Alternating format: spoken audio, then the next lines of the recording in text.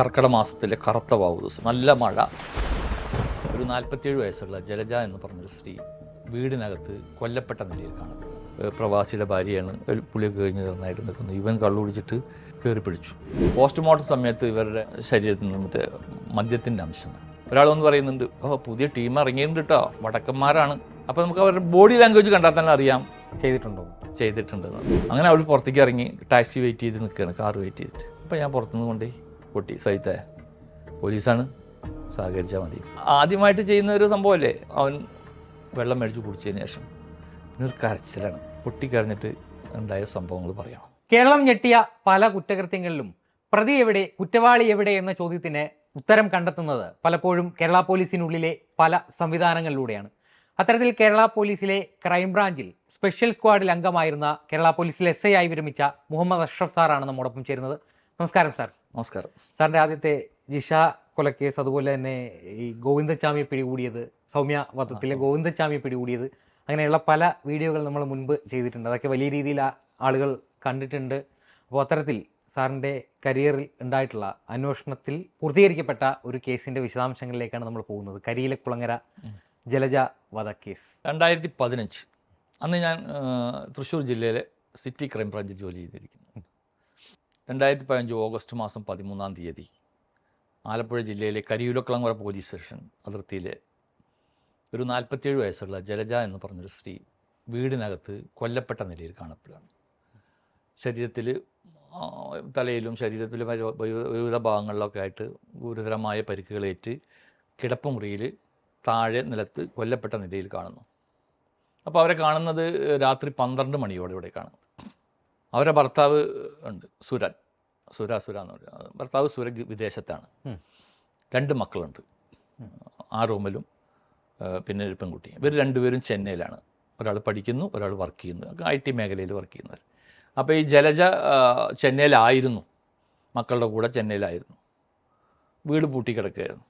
അപ്പോൾ നാട്ടിലൊരു കല്യാണത്തിൻ്റെ ആവശ്യത്തിന് വേണ്ടി 2 ദിവസം മുമ്പ് വന്നതാണ് ജലജ. 13-ാം തീയതി കല്യാണത്തിന് പോകാനുള്ള തയ്യാറെടുപ്പിലായിരുന്നു.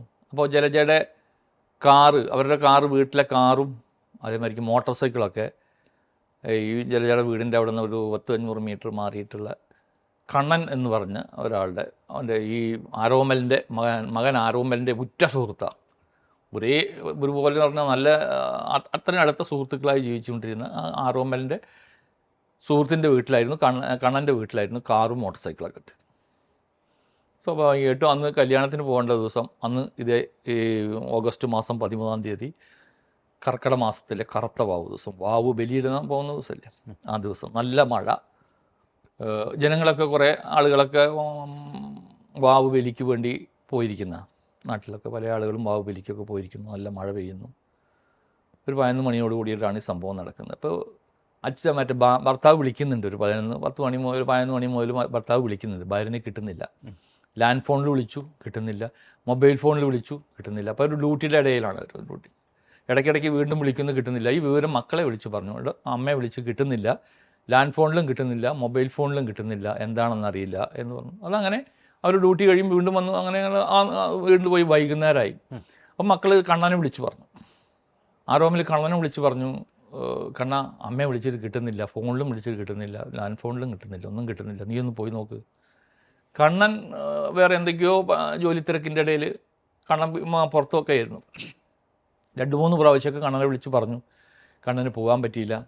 പിന്നെ കണ്ണൻ പോകുന്നത് രാത്രി 12 മണിയോട് കൂടിയിട്ടാണ്. അവരുടെ കാറിൽ തന്നെ വന്നിട്ട് രാത്രി 12 മണിയോട് കൂടിയിട്ട് കാറൊക്കെ നിർത്തി, വീടിൻ്റെ പുറത്തേക്ക് നിർത്തി, ലൈറ്റൊക്കെ ഇട്ട് നിർത്തിയിട്ട് കണ്ണൻ ഫോൺ ഒരാൾക്ക് ഫോൺ ചെയ്തിട്ട്, സെൻട്രലിൽ ഒരാൾക്ക് ഫോൺ ചെയ്തുകൊണ്ടാണ് വീടിനകത്തേക്ക് കയറുന്നത്.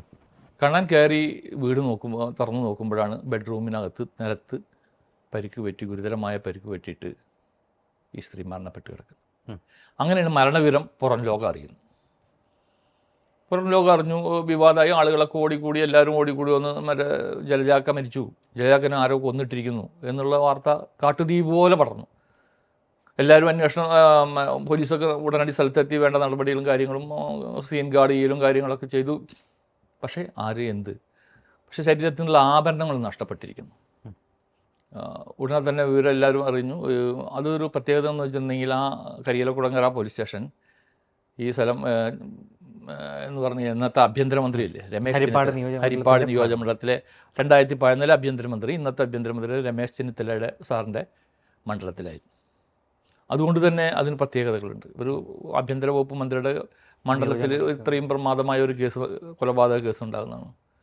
പോലീസ് തളവിളിഞ്ഞണിഞ്ഞിട്ടു, എല്ലാ ഭാഗത്തു നിന്നും ആളുകൾ വന്നു, എല്ലാവരും അന്വേഷിച്ചു. ഒരു പ്രത്യേക സ്ക്വാഡ് ഉണ്ടാക്കി ലോക്കൽ പോലീസിൽ അന്വേഷണം തുടങ്ങി.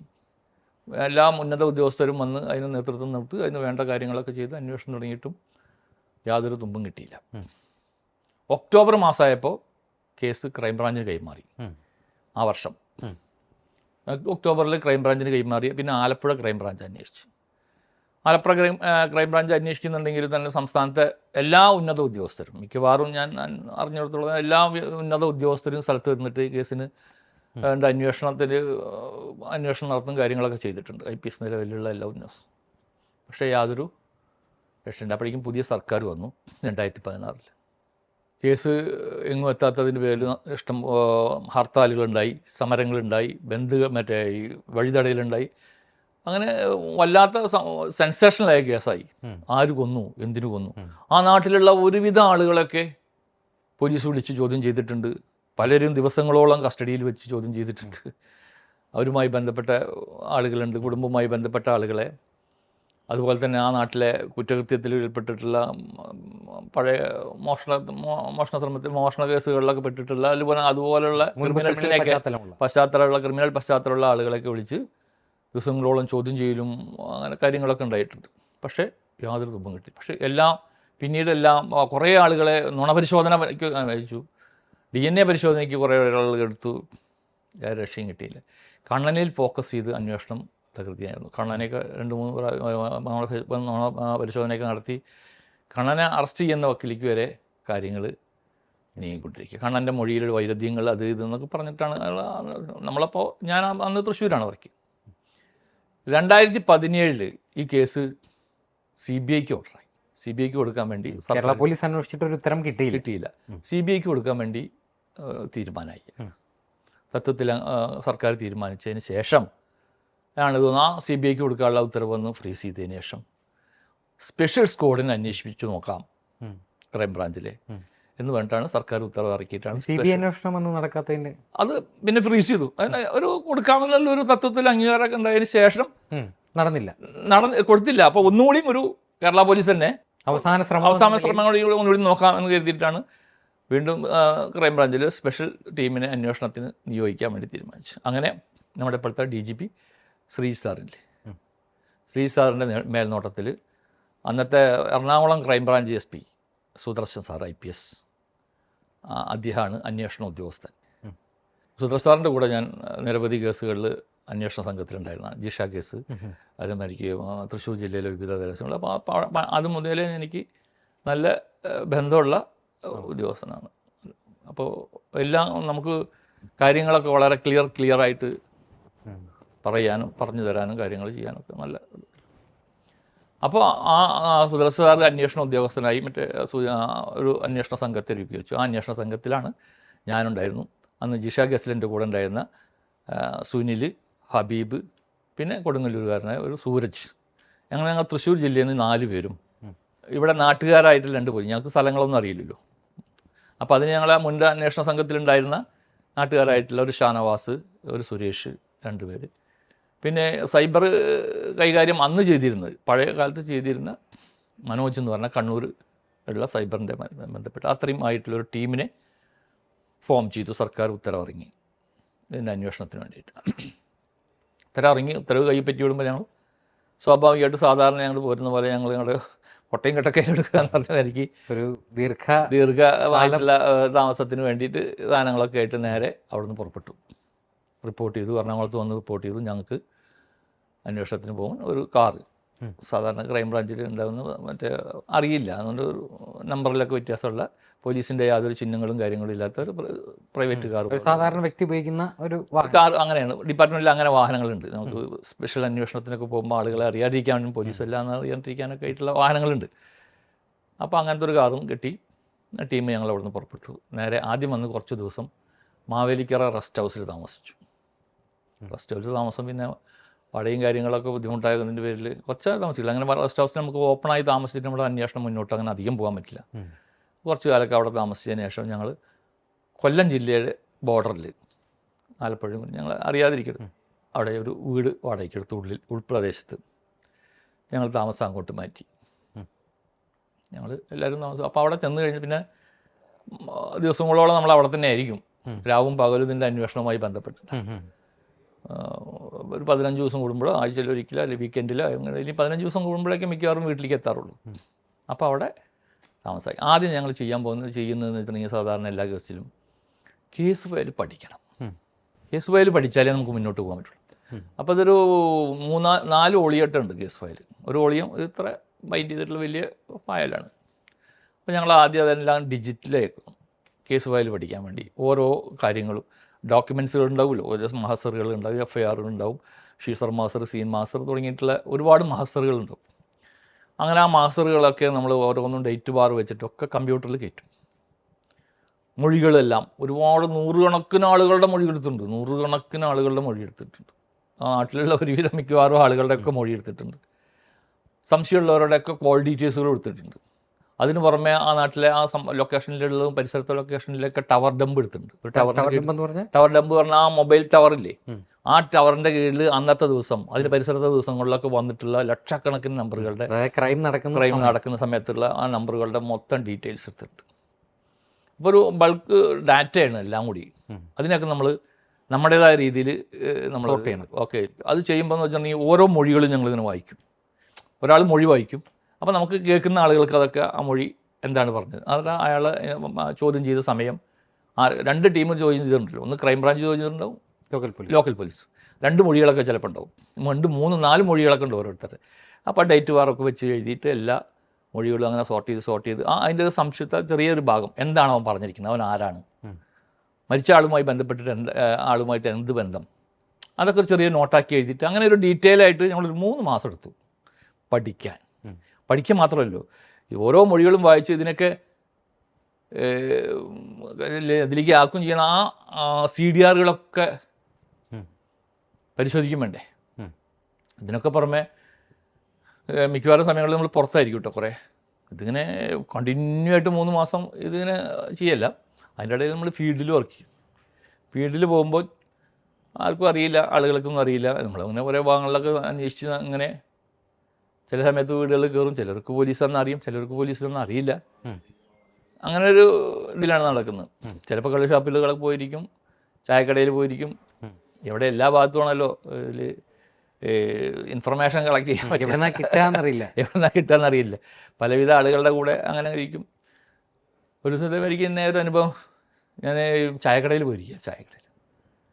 ചായക്കടയിൽ പോയിരിക്കുമ്പോൾ തന്നെ അപ്പുറത്തിരിക്കുന്നത്. ഇപ്പം ഞങ്ങൾ ലുങ്ങിമുണ്ടിലൊക്കെയാണ് ഇരിക്കുന്നത്. 2 മുന്നിൽ ചായയൊക്കെ കുടിച്ചിട്ട് ഇങ്ങനെ ഇരിക്കുന്ന സമയത്ത് ഒരാൾ വന്ന് പറയുന്നുണ്ട്, പുതിയ ടീം ഇറങ്ങിയിട്ടുണ്ട് കേട്ടോ, വടക്കന്മാരാണ്, സൂക്ഷിച്ചോ, മറ്റേ ആളെ പിടിച്ചിട്ട് ഒന്ന് വരട്ടിയിട്ടുണ്ട്, എന്നെ ഒന്ന് കുടഞ്ഞു, പറ്റിയില്ല എന്നൊക്കെയാണുള്ള വാക്ക് പറഞ്ഞിരിക്കുന്നത്.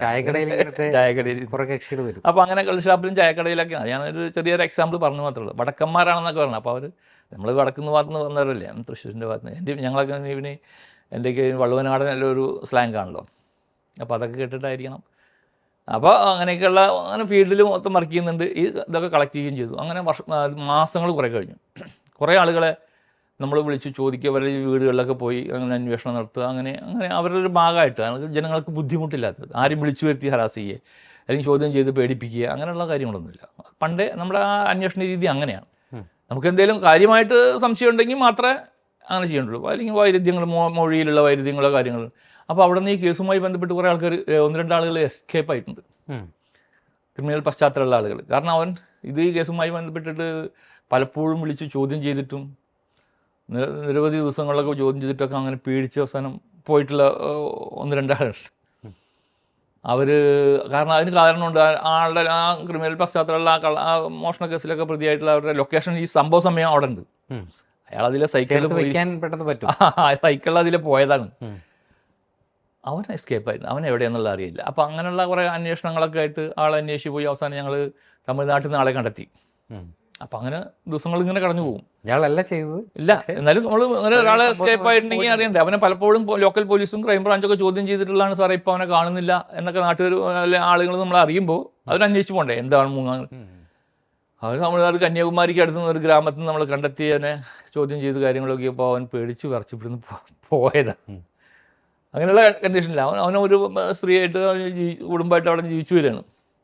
ഇനി ഇവിടെ നിന്നാൽ ചിലപ്പോൾ ശരിയാവില്ല. തല വെച്ചിരുന്നതല്ല, ചോദ്യം ചെയ്യുമ്പോൾ എന്തായാലും ഇപ്പം ഇന്ന് വിളിച്ചു ഇവിടെ നടത്തി കഴിഞ്ഞാൽ പോലീസിൽ ഒന്ന് വിളിച്ച് ചോദ്യം ചെയ്തു. കാരണം അതൊരു വലിയ കേസല്ലേ. അപ്പോൾ ഇവന് ആ സമയത്ത് ലൊക്കേഷൻ അവൻ്റെ ബാക്ക് ക്രിമിനൽ പശ്ചാത്തലമുള്ളവനും അവൻ പേടിച്ച് അങ്ങനെ അവസാനം ഇവിടുന്ന് എസ്കേപ്പ് ആയി പോയത്. അപ്പോൾ നമുക്ക് ഓരോരുത്തരെ ചോദ്യം ചെയ്യുമ്പോൾ അത് നമ്മുടെ പരിചയം കൊണ്ടായിരിക്കണം. അവൻ്റെ ഒരു ഇതിൽ നമുക്ക് മനസ്സിലാവുക അവനുണ്ട് ചെയ്തിട്ടുണ്ടോ. ഏറ്റവും കൂടുതൽ എല്ലാ അന്വേഷണ ഉദ്യോഗസ്ഥന്മാരും എല്ലാവരും ഈ കണ്ണലിനെ കേന്ദ്രീകരിച്ചായിരുന്നു അന്വേഷണം. കണ്ണൻ, ഈ ബോഡി കണ്ടെത്തിയ കണ്ണല്ലേ. അതിന് കാരണങ്ങളൊക്കെ കുറേ കാരണങ്ങളൊക്കെ അതിൽ വിശദീകരിക്കുന്നുണ്ട്. കാരണം ഈ പോസ്റ്റ്മോർട്ടം സമയത്ത് ഇവരുടെ ആ ശരീരത്തിൽ നിന്ന് മറ്റേ മദ്യത്തിൻ്റെ അംശങ്ങൾ ഇവരുടെ ശരീരത്തിൽ ഇവർ മദ്യം കഴിച്ചതായിട്ട് അസ്യൂം ചെയ്തിട്ടുണ്ട്. അങ്ങനെ നമുക്ക് അത് കൺസ്യൂം ചെയ്തതായിട്ട് അതിൻ്റെ ഒരു മദ്യം കഴിച്ചതായിട്ട് നമുക്ക് പോസ്റ്റ്മോർട്ടം റിപ്പോർട്ടുണ്ട്. അപ്പോൾ അത് ഭയങ്കര സംശയമായി. പിന്നെ അവൻ്റെ ഭർത്താവിനോടൊക്കെ ചോദ്യം ചെയ്തപ്പോഴും അവരങ്ങനെ മദ്യം കഴിക്കുന്ന സ്വഭാവക്കാരിയൊന്നുമല്ല. നല്ലൊരു വീട്ടമ്മയാണ്, നല്ലൊരു വീട്ടമ്മയാണ്. അപ്പോൾ അതിലാണ് അത് ആ സംശയങ്ങളൊക്കെ വെച്ചിട്ടാണ് കണ്ണൻ മദ്യപിക്കുന്നു, മറ്റേ സൂരജും ആരോമിൽ മദ്യപിക്കും. പിന്നെ അതിനെക്കുറിച്ച് പിന്നെ അവർ പഠിച്ചിരുന്ന കോളേജുകളൊക്കെ നമ്മൾ പോയി അന്വേഷിച്ചു, അതിൻ്റെ പരിസരത്ത് അങ്ങനെ നമ്മളിനി ആ നാട്ടിൽ അന്വേഷിക്കാത്ത ഇതില്ല. അങ്ങനെ അന്വേഷിച്ചുകൊണ്ടേയിരിക്കണം ഓരോ ദിവസങ്ങൾ മാസങ്ങൾ അങ്ങനെ കഴിഞ്ഞു പോയി. ഈ പറഞ്ഞമാതിരിക്ക് യാതൊരു ഇതും കിട്ടാതെ നടക്കുന്ന സമയത്താണ് ഓരോരുത്തരും ഒരു അവിടെ ഒരു പാൾ സൊസൈറ്റി ഉണ്ട്. പാൾ സൊസൈറ്റി, ആ പാൾ സൊസൈറ്റിയിൽ ഞങ്ങൾ ഇതേമാതിരിക്ക് ഒരു ദിവസം പോയിരിക്കുക. അപ്പോൾ അവിടെ ഒരു സ്ത്രീയാണ് സെക്രട്ടറി, ഒരു അവിവാഹിത ഒരു സ്ത്രീയാണ് സെക്രട്ടറി ആയിട്ടുള്ള, നല്ല എഡ്യൂക്കേറ്റഡ് ആയിട്ടുള്ള അവരാണ്. അവർ അവിടുത്തെ മെമ്പർ കൂടിയായിരുന്നു, പഞ്ചായത്ത് മെമ്പർ. അപ്പോൾ അവരോട് നമ്മളിങ്ങനെ കാര്യമായിട്ട് കുറേ നേരം ഇന്ന് സംസാരിച്ച്, നമ്മൾ സംസാരിക്കുമ്പോൾ ഇപ്പോൾ ഒരു സാധാരണ ഒരു പോലീസിൻ്റെ ചോദ്യം ചെയ്യുമ്പോൾ പോലെ അങ്ങനെയൊന്നുമില്ല. വളരെ സിമ്പിളായിട്ട് സാധാരണക്കാരെ പോലെ അവരുടെ കാര്യങ്ങളൊക്കെ ചോദിച്ചറിഞ്ഞ് അങ്ങനെ കുറേ നേരം ഇരുന്ന് സംസാരിച്ചു. അപ്പോൾ അവർക്കും അപ്പോൾ അവർ പറഞ്ഞു സാറേ കംഫർട്ടാണ്. അവരും പറഞ്ഞു ഞങ്ങളെ കുറേ പ്രാവശ്യം പോലീസ് ചോദ്യം ചെയ്ത് അത് അങ്ങനെയാണ് അങ്ങനെ കുറേ അവരും വിഷമങ്ങളും കാര്യങ്ങളൊക്കെ പറഞ്ഞു. നമ്മൾ ആ മുമ്പ് എങ്ങനെ ചെയ്തു എന്ന് നോക്കേണ്ട ആവശ്യമില്ല. അങ്ങനെ അവരായിട്ട് സംസാരിച്ചുകൊണ്ട് കുറേ അങ്ങനെ കാര്യമായിട്ട് സംസാരിച്ചു. അങ്ങനെ ഓരോ വീടുകളിലും പോകാറുണ്ട് കേട്ടോ, പല വീടുകളിലും പോകാറുണ്ട്. അപ്പോൾ അവരുടെ അടുത്ത് പോകാനുള്ള കാരണം എന്ന് വെച്ചിട്ടുണ്ടെങ്കിൽ ഇവർ പാല് മേടിക്കുന്നുണ്ട്. ഈ വീട്ടിൽ പാല് മേടിക്കുന്നുണ്ട്. ഇവർക്ക് 3 മണിക്ക് കൂടുന്ന പാല് അവിടെ ഇരിക്കുകയാണ്. 3 മണിക്കല്ല, 1 മണിക്ക് ഉച്ചയ്ക്ക് ആ സമയത്ത് കൊണ്ടുവന്ന പാല് വീടിന് മുന്നിൽ ഇരിക്കുക, അത് എടുത്തിട്ടില്ല ചിലച്ച. അപ്പോൾ അതിന് മുന്നേക്കെ മരണപ്പെട്ടിരിക്കുന്നു. ആ പാൽക്കാരൻ അവിടെ ഈ സൊസൈറ്റിയിലും പാല് കൊടുക്കുന്നുണ്ട്. അങ്ങനെയൊക്കെ നമ്മൾ കേന്ദ്രീകരിച്ചിട്ടാണ് അവിടെ സൊസൈറ്റിയിലൊക്കെ പോയി അന്വേഷിക്കുന്നത്. അത് ഒരു പ്രായമായിട്ടുള്ള ആളാണ്. അപ്പോൾ അയാളുടെ ഇതിൻ്റെ കാര്യത്തിന് വേണ്ടിയിട്ടാണ് അവിടെ പോയി ഒറ്റയ്ക്ക് അന്വേഷിച്ചു.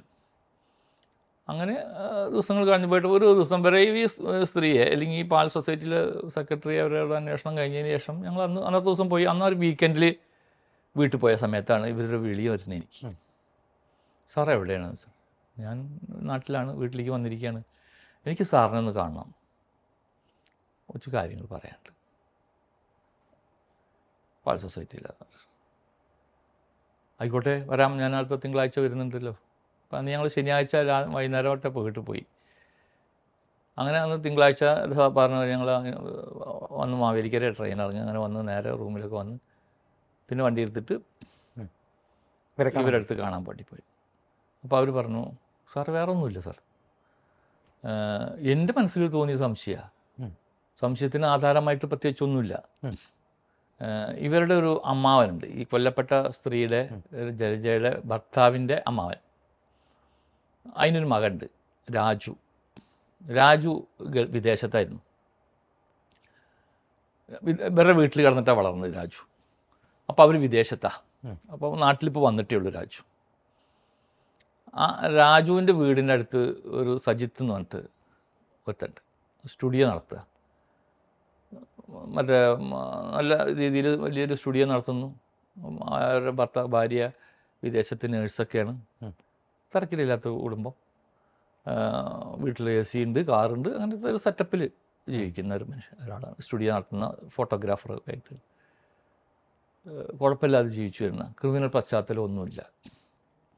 ഈ ജലജയായിട്ട് വലിയ ബന്ധങ്ങളില്ല, അവരുടെ വീട്ടിൽ പോയിട്ടുമില്ല. എന്നാൽ രാജുവുമായി ബന്ധപ്പെട്ട് അറിയാം. രാജുവിൻ്റെ വീടിൻ്റെ നേരെ പുറകിലാണ് ഈ വീട്. രാജുവിൻ്റെ വീട്ടിൽ ജലജ എപ്പോഴും ചെല്ലുന്നതാണ് എന്ന് പറഞ്ഞാൽ അവർ അമ്മാവനും മരുമക്കളും അല്ലേ. ആ രാജു ഇവൻ്റെ ജലജയുടെ വീട്ടിൽ കിടന്നിട്ടാണ് വളർന്നിരിക്കുന്നത്. അപ്പോൾ ആ ഒരു ബന്ധങ്ങളും കാര്യങ്ങളൊക്കെ ഉണ്ട്. രാജുവിൻ്റെ അമ്മാവനാണ്, രാജുവിൻ്റെ മറ്റേ സൂര്യയുടെ അമ്മാവനാണ്, ജലജയുടെ ഭർത്താവ് സൂര്യയുടെ അമ്മാവനാണ് രാജുവിൻ്റെ അച്ഛൻ. അപ്പോൾ അങ്ങനെയൊക്കെയുള്ള നല്ല ബന്ധമുണ്ട്. അപ്പോൾ അവരുടെ വീടിൻ്റെ അടുത്താണ് ഈ ഞാൻ അന്നത്തെ ദിവസം ഈ സ്ത്രീനോട് പറയുകയാണ്, ഈ പെൺകുട്ടി പാൽ സൊസൈറ്റി, സാറേ ഞാൻ അന്നത്തെ ദിവസം ഈ ഇവിടുത്തെ പാല് കൊണ്ടുവരുന്ന ആളുകളുടെയൊക്കെ ID കാർഡ് ഉണ്ടാക്കാനോ അങ്ങനെ എന്തോ ഒരു ആവശ്യത്തിന് വേണ്ടി ഫോട്ടോ എടുക്കാൻ വേണ്ടിയിട്ട് ഇവനെ വിളിച്ചിരുന്നു സാർ. വിളിച്ചിട്ട് പല പ്രാവശ്യം വിളിച്ചിട്ട് കിട്ടിയില്ല എനിക്ക്. പിന്നെ 2 ദിവസം കഴിഞ്ഞിട്ട് ഞാൻ ഇവനെ കണ്ടപ്പോൾ ചോദിച്ചു, ഞാൻ നിന്നെ കുറേയല്ലേ വിളിക്കുന്ന, അന്ന് നീ എന്തേ എടുക്കാൻ, നീ എവിടെയായിരുന്നു എന്ന്. ആ പറഞ്ഞ സമയത്ത്, അന്ന് ജലജാക്ക മരിച്ച സമയത്ത് നീ എവിടെയായിരുന്നു, ഞാൻ നിന്നെ 2-3 പ്രാവശ്യം വിളിച്ചു ഫോട്ടോ എടുക്കേണ്ടത്. ആ പറഞ്ഞ സമയത്ത് അവൻ്റെ മുഖത്ത് വന്നിട്ടുള്ള ആ ഒരു മാറ്റം ഉണ്ടല്ലോ, അത് പെട്ടെന്ന് ഇവർ ഒന്ന് ശ്രദ്ധിച്ചു. അതൊന്നും ഒരാളോട് പറയാനും പറ്റില്ല. അപ്പോൾ മുഖത്തിൽ വന്നിട്ട് ഉടനെ തന്നെ അവൻ പറഞ്ഞു, ഞാൻ പാലക്കാട് പോയിരിക്കുകയായിരുന്നു എന്ന് പറഞ്ഞു. അതവിടെ കഴിഞ്ഞു. അതൊരാളോട് പറയാൻ മാത്രമുള്ള അതൊന്നുമില്ല. ഇവർക്കങ്ങ് തോന്നിയതാ.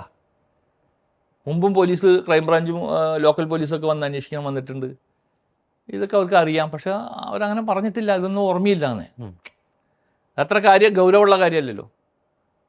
ഇനിയിപ്പോൾ അങ്ങനെയുള്ള കാര്യം മനസ്സിൽ ഇങ്ങനെ ഒരു ഓർമ്മ വന്നുകൊണ്ടിരുന്ന ഒരു മാന്യവനായിട്ടുള്ളൊരു വ്യക്തിയെ കുറിച്ചിട്ട് നമ്മൾ പറഞ്ഞു കഴിഞ്ഞാൽ അത് വലിയ കൊള്ളക്കും പ്രശ്നങ്ങളുണ്ടാക്കി. അതൊക്കെ അവർ ചിന്തിച്ചു. മാത്രം അത് അങ്ങനെ പറയാൻ മാത്രമുള്ള ഒരു കാര്യങ്ങളുമില്ല. പെട്ടെന്ന് അവർ തോന്നലാണ്. പക്ഷെ അങ്ങനെ തോന്നി സാർ. ഞാൻ സാറിനോട് പറയാണ്, സാറിനോട് പറയാൻ പറ്റും എന്നുള്ളൊരു വിശ്വാസത്തിൻ്റെ മുകളിലാണ് പറയുന്നത്. എല്ലാവരോടും പറയാൻ ചിലപ്പോൾ വരാൻ പറ്റിയെന്നില്ല. ഒന്നും ഇല്ലാത്തൊരു കേസിൽ നമ്മൾ പറഞ്ഞു കഴിഞ്ഞാൽ എനിക്ക് തിരിച്ച് പ്രശ്നങ്ങളുണ്ടാവുമോ എന്നാലും.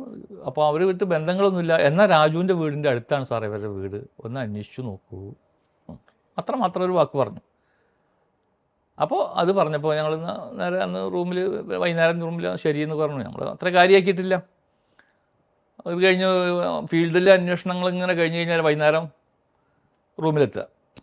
അപ്പോൾ ഫീൽഡിൽ പോകുമ്പോൾ ഞങ്ങൾ വണ്ടിയിൽ തലേ ദിവസം വെച്ച് ഭക്ഷണമൊക്കെ വെച്ചിട്ടാണ് പോവുക. ഉച്ചയ്ക്ക് എവിടെയെങ്കിലും റോഡ് സൈഡിലോ അല്ലെങ്കിൽ എവിടെയെങ്കിലൊക്കെ ഇരുന്നിട്ട് അങ്ങനെ ഭക്ഷണം കഴിച്ച് വൈകുന്നേരം റൂമിൽ ചെന്ന് കഴിഞ്ഞാൽ അതുവരെയുള്ള അന്വേഷണത്തിൻ്റെയും കാര്യങ്ങളൊക്കെ ഫീഡ്ബാക്കൊക്കെ എടുത്ത് സംസാരിച്ച് പിന്നെ ഉറങ്ങുന്നവരെ തന്നെ സംസാരം. ഒരു കേസുമായി ബന്ധപ്പെട്ട് നമ്മൾ ചെന്ന് കഴിഞ്ഞാൽ ഊണിലും ഉറക്കത്തിലുമൊക്കെ പിന്നെ കേസ് തന്നെ ആയിരിക്കും. അതിൻ്റെ ഓരോ ഭാഗങ്ങളും ഓരോരുത്തർക്കും സംസാരിച്ച് അങ്ങനെ വന്ന് വൈകുന്നേരത്ത് ചെന്നിട്ട് ഇതാണ് ആദ്യം നോക്കിയത്. അപ്പോൾ നമ്മൾ ഡാറ്റാസൊക്കെ കയറ്റി വെച്ചിട്ടുണ്ടല്ലോ, അവൻ്റെ പേരും അഡ്രസ്സും അവൻ്റെ അടിച്ചു നോക്കിയപ്പോൾ ആ മൊഴികൾ വന്നു. അപ്പോൾ 2 പ്രാവശ്യം പോലീസ് കണ്ട് ചോദിച്ചിട്ടുണ്ട്. ഒന്ന് ക്രൈംബ്രാഞ്ച് കണ്ട് ചോദിച്ചിട്ടുണ്ട്, ലോക്കൽ പോലീസ്. അതെന്താണ് അവൻ്റെ കണ്ട് ചോദിക്കാനുണ്ടായ സാഹചര്യം എന്നൊക്കെ നമ്മൾ ചെറിയ നോട്ടയിൽ എഴുതി വയ്ക്കും. അപ്പോൾ ഏത് ഓളിയത്തിൽ ഏത് പേജിലാണ് ഇവൻ്റെ മൊഴിയുള്ളത് എന്നൊക്കെ നോക്കും. അത് പ്രകാരം ആ ഓളിയെടുത്ത് ആ മൊഴി വായിച്ചു. ഒരാൾ മൊഴി വായിച്ച് കറക്റ്റായിട്ട് നോക്കി. അപ്പോൾ അവൻ പറയുന്നുണ്ട്, അന്ന് കാലത്ത് ഞാൻ എത്ര മണിക്ക് ദൂരെ ഒരു 10-22 കിലോമീറ്റർ അപ്പുറത്തുള്ളൊരു സ്ഥലത്തേക്ക് പോയിരിക്കുകയായിരുന്നു, ജോലി ആവശ്യത്വം പോയിരിക്കുകയായിരുന്നു. പിന്നെ വൈകുന്നേരം 4 മണിക്കാണ് ഞാൻ തിരിച്ചു വന്നത് എന്നാണ് അവൻ്റെ മൊഴി. 2 ക്രൈംബ്രാഞ്ച് എടുത്തതും ലോക്കൽ പോലീസ് എടുത്ത മൊഴികളിലൊക്കെ അങ്ങനെയാണ് കാണിക്കുന്നത്. അവനെ വിളിച്ച് ചോദിച്ചിരിക്കുന്നത് എന്താണെന്ന് വെച്ച് കഴിഞ്ഞാൽ, ഈ കേസിൽ കണ്ണനെ കഴിഞ്ഞാൽ പിന്നെ ഏറ്റവും കൂടുതൽ സംശയിച്ചിരുന്നത് ഈ അമ്മാവൻ്റെ മകനെയാണ്, രാജുവിൻ്റെ കുടുംബം വല്ലാത്തൊരവസ്ഥയിലായിരുന്നു. അതുമായി ബന്ധപ്പെട്ടിട്ട് പോലീസ് വിളിച്ച് നിരന്തരമായി ചോദിച്ച് ദിവസങ്ങളോളം കസ്റ്റഡിയിലൊക്കെ വെച്ച് അവസാനം ഇനി വിളിച്ചു കഴിഞ്ഞാൽ ആത്മഹത്യ ചെയ്യുന്ന വല്ല കുടുംബം ഒന്നിച്ച് ആത്മഹത്യ ചെയ്യുന്നുള്ള ഗതികേടിലേക്കൊക്കെ എത്തി നിൽക്കുന്ന ഒരവസ്ഥയിലായിരുന്നു രാജുവിൻ്റെ കുടുംബം. അപ്പോൾ രാജുവിനെ വിളിച്ച് ചോദിച്ചിട്ട് രാജുവിൻ്റെ ഡീറ്റെയിൽസ് അറിയാനായിരുന്നു. രാജുവാണ് ആ സമയത്ത് ജലജയുമായിട്ട് ബന്ധപ്പെട്ടിട്ടുള്ള കോൾ ഡീറ്റെയിൽസും കാര്യങ്ങളും രാജു വരാമെന്ന് പറഞ്ഞിരുന്നു വീട്ടിലേക്ക്. ആ സമയത്ത് കൊല്ലപ്പെടുന്ന സമയത്ത് അതൊക്കെ വെച്ചിട്ടാണ് രാജുവിൻ്റെ സംശയങ്ങൾ തീർക്കാൻ വേണ്ടിയിട്ടാണ് രാജുവിൻ്റെ കോൺടാക്റ്റിലുള്ള നമ്പറാണ് ഇവൻ്റെ നമ്പർ. അത് പ്രകാരം രാജു പറഞ്ഞത് ശരിയാണോ എന്നറിയാൻ വേണ്ടിയിട്ടാണ് ഇവനെ വിളിച്ചു വരുത്തി ചോദിച്ചിരിക്കുന്നത് പോലീസ്. മറ്റു സംശയത്തിനല്ല. കാരണം ഇവൻ്റെ വീടിൻ്റെ അവിടെ നിന്ന് ജലജറ വീടിൻ്റെ അവിടെ നിന്ന് ഉദ്ദേശം 2 കിലോമീറ്റർ ഉണ്ട് തോന്നുന്നുണ്ട്. അവിടെയാണ് ഇവൻ്റെ വീട്, രാജുവിൻ്റെ വീടൊക്കെ. അപ്പോൾ അവിടെയുള്ള ഇവനായിട്ട് ബന്ധങ്ങളില്ല, ജലജറ കോൺടാക്റ്റിലില്ല, വേറെ വന്നതായിട്ട് ആരും പറയുന്നില്ല, അങ്ങനെയൊന്നുമില്ല. അപ്പോൾ രാജു പറഞ്ഞ കാര്യങ്ങൾ ശരിയാണോ എന്ന് വെരിഫൈ ചെയ്യാനാണ് ഇവൻ്റെ മൊഴി എടുത്തിരിക്കുന്നത്. അവൻ്റെ മൊഴിയിൽ ഞാൻ കാലത്ത് പോയതിന് ശേഷം വൈകുന്നേരം 4 മണിക്കാണ് വരുന്നത് സാർ എന്നാണ് 2 മൊഴിയിലും പറഞ്ഞിരിക്കുന്നത്. അപ്പോൾ ഞങ്ങൾ അവൻ്റെ നമ്പർ ഒന്ന് ഡമ്പിലിട്ടു പറഞ്ഞ് മനസ്സിലായോ? ഫോൺ കോളിൻ്റെ ടവർ ഡമ്പില്ലേ, ആ ടവർ ഡമ്പിൻ്റെ ഡാറ്റ എടുത്തിട്ട് ശേഖരിച്ച നമ്പറുണ്ട്, അതിൽ സെർച്ചിനിട്ട് കൊടുത്തപ്പോൾ അവൻ്റെ നമ്പർ കറക്റ്റ് 9 മണിക്ക് നാട്ടിൽ നിന്ന് പോയിട്ട് 4 മണിക്ക് വന്നു എന്ന് പറഞ്ഞ ആളുടെ ലൊക്കേഷൻ ഈ പർട്ടിക്കുലർ ടൈമിൽ പർട്ടിക്കുലർ ലൊക്കേഷനിൽ കാണുന്നു. ആ ലൊക്കേഷനിൽ കാണുന്നു, പിൻ പോയിന്റ് ലൊക്കേഷൻ പറഞ്ഞാൽ കറക്റ്റ് ലൊക്കേഷനിൽ ഇവൻ്റെ കാണുന്നു. അപ്പം അതങ്ങ് സെർച്ച് മറ്റേ കൊടുത്ത ഉടനെ ഹബീബ് പറഞ്ഞു, സാറേ ലൊക്കേഷനിൽ ഉണ്ട് കേട്ടാ, മൊഴി ഒന്നുകൂടി വായിക്കാൻ. അപ്പം ഞങ്ങൾക്ക് എല്ലാവർക്കും ഒരു തരിപ്പ് ഇങ്ങനെ കയറുന്ന പോലെ തോന്നില്ല. നമ്മൾ മാസങ്ങളോളം വർഷങ്ങളോളം കഴിഞ്ഞിട്ട് കേസിൻ്റെ ഡിറ്റക്ഷനിലേക്ക് ഞങ്ങൾ വന്നിട്ട് അപ്പോഴേക്കും ഒരു 7 മാസമായി. യാതൊരു മുമ്പില്ലാണ്ട് ഞങ്ങളിങ്ങനെ കറങ്ങി നടക്കുകയാണ്. മാവേലിക്കരയിൽ ജീവിക്കാൻ. പിന്നെ മറ്റേ റെസ്റ്റ് ഹൗസിൽ നിന്നൊക്കെ മാറി ആദ്യത്തെ 1 മാസമൊക്കെ 2 മാസമൊക്കെ കഴിഞ്ഞപ്പോഴത്തേക്കും റെസ്റ്റ് ഹൗസിൽ നിന്നൊക്കെ മാറി ഞങ്ങൾ വേറെ വീടൊക്കെ എടുത്ത് ഭക്ഷണമാകം ചെയ്ത് സ്വന്തമായിട്ട് ഭക്ഷണമാകം ചെയ്ത് അങ്ങനെയൊക്കെ ജീവിച്ചു വരികയാണ്. അങ്ങനെ തന്നെ എല്ലാ കേസിലും ഞങ്ങൾ ചെയ്യാറ്. ഇങ്ങനെ പിന്നെ ആ കേസ് തന്നെയാണല്ലോ.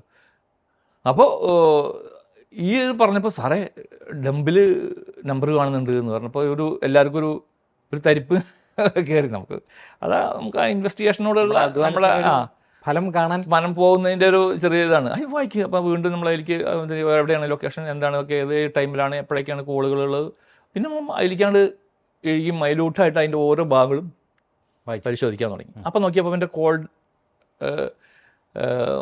ഫോർവേഡ് ചെയ്തിരിക്കുക. കോൾ ഫോർവേഡാണ്. കോൾ ഫോർവേഡ് ഏതാ ഒരു BSNL നമ്പറിലേക്ക് നോട്ട്. എനിക്ക് അങ്ങനെയാണോ എൻ്റെ ഓർമ്മ. അപ്പം കൊല്ലങ്ങൾ കുറേ കഴിഞ്ഞപ്പോൾ 2011 കൊല്ലമായില്ലേ. അപ്പോൾ ആ കോൾ ഫോർവേഡ് ഏതാ നോക്കി അതിൻ്റെ അഡ്രസ്സ് എടുത്തു. അത് നോക്കിയപ്പോൾ അതും ഇവൻ്റെ നമ്പറാണ്. ഇവൻ്റെ മറ്റൊരു നമ്പറിലേക്ക് ഇത് കോൾ ഫോർവേഡ് ചെയ്ത് വെച്ചിരിക്കുക. ആ നമ്പർ ഇവൻ പോലീസിന് കൊടുത്തിട്ടില്ല. അതിൻ്റെ ലൊക്കേഷൻ നോക്കിയപ്പോൾ അതും ഡമ്പിലിട്ട്. മൊത്തത്തിൽ ഞങ്ങൾക്കൊരു സംശയം. ഇവൻ പറഞ്ഞിരിക്കുന്ന എല്ലാ മൊഴിയിലും പറഞ്ഞിരിക്കുന്നത് അവിടെയെന്നല്ലേ. ഇങ്ങനെ ഈ പെൺകുട്ടിയുടെ ഒരു ഇതും ബോഡിയിൽ വന്ന മുഖത്തിൽ വന്ന ഒരു എക്സ്പ്രഷനിൽ വന്നിട്ടുള്ളൊരു മാറ്റവും ഇതും കൂടി ആയപ്പോൾ ഞങ്ങൾക്ക് ഒരു വഴി തുറന്ന പോലെ ഞങ്ങൾക്ക് തോന്നി കറക്റ്റായിട്ട്. പിന്നെ അവനെ കേന്ദ്രീകരിച്ച് അന്വേഷണമായി. നമുക്ക് അവൻ എവിടെയാണ് എന്താണ് നോക്കിയപ്പോൾ അവൻ ഗൾഫിലാണ്. രാജു ഗൾഫിലേക്ക് പോയി. ഗൾഫിലാണ് ആ സമയത്ത്. അപ്പോൾ അതാണ് ഞങ്ങൾക്ക് വീണ്ടും തോന്നി, ഗൾഫിൽ പോയി എന്താണ് എങ്ങനെ. ഇപ്പോൾ നമുക്കൊരാളെ നേരിട്ട് പോയി അന്വേഷിക്കുക. ഗൾഫിലാണെന്ന് പറയുമ്പോൾ നമ്മുടെ കയ്യകലത്തിലല്ല, എന്തെങ്കിലും വേറൊരു രാജ്യത്തിലാണ്, നമുക്ക് പെട്ടെന്ന് പിടിക്കാൻ പറ്റില്ല, വേറൊന്നുമില്ല. ഇവനെ കേന്ദ്രീകരിച്ച് അന്വേഷണം നടക്കുന്നു എന്നറിഞ്ഞു കഴിഞ്ഞാൽ പിന്നെ അവന് കിട്ടാൻ ബുദ്ധിമുട്ടാവും. ചിലപ്പോൾ അവൻ സൂയിസൈഡ് ചെയ്യും, അങ്ങനെയൊക്കെ ഉണ്ടാവും. പിന്നെ പലതും ഉണ്ടാവില്ലേ. അപ്പോൾ അവനെ കേന്ദ്രീകരിച്ചൊരു അന്വേഷണം നടക്കുന്നു എന്നുള്ളത് ആരും അറിയാൻ പാടില്ല. രഹസ്യമായിരിക്കണം, പരമരഹസ്യമായിരിക്കണം. അങ്ങനെ അവനെ എങ്ങനെ അന്വേഷിക്കും? ഇപ്പോൾ അവൻ എവിടെയാണ്, ഗൾഫിൽ എവിടെയാണെന്ന് ചോദിക്കാനൊന്നും പറ്റില്ലല്ലോ. അപ്പോൾ ആദ്യം നമ്മൾ ഇവൻ്റെ പേരെടുത്ത് കാര്യങ്ങളൊക്കെ എടുത്തതിന് ശേഷം അവൻ്റെ ഡേറ്റ് ഓഫ് ബർത്ത് കിട്ടിയാലും ബാക്കി ഗൾഫിൽ എവിടെയാണെന്നൊക്കെ അറിയാൻ പറ്റുള്ളൂ. അങ്ങനെ ചില പരിപാടികളൊക്കെ ഉണ്ട്. അപ്പോൾ പഠിച്ച സ്കൂളൊക്കെ നമ്മൾ രഹസ്യമായിട്ട് അറിഞ്ഞു. ആ സ്കൂളിൽ പോയിട്ട് അവൻ്റെ ഡീറ്റെയിൽസ് എടുത്തു, അഡ്മിഷൻ എക്സ്ട്രാക്ട്.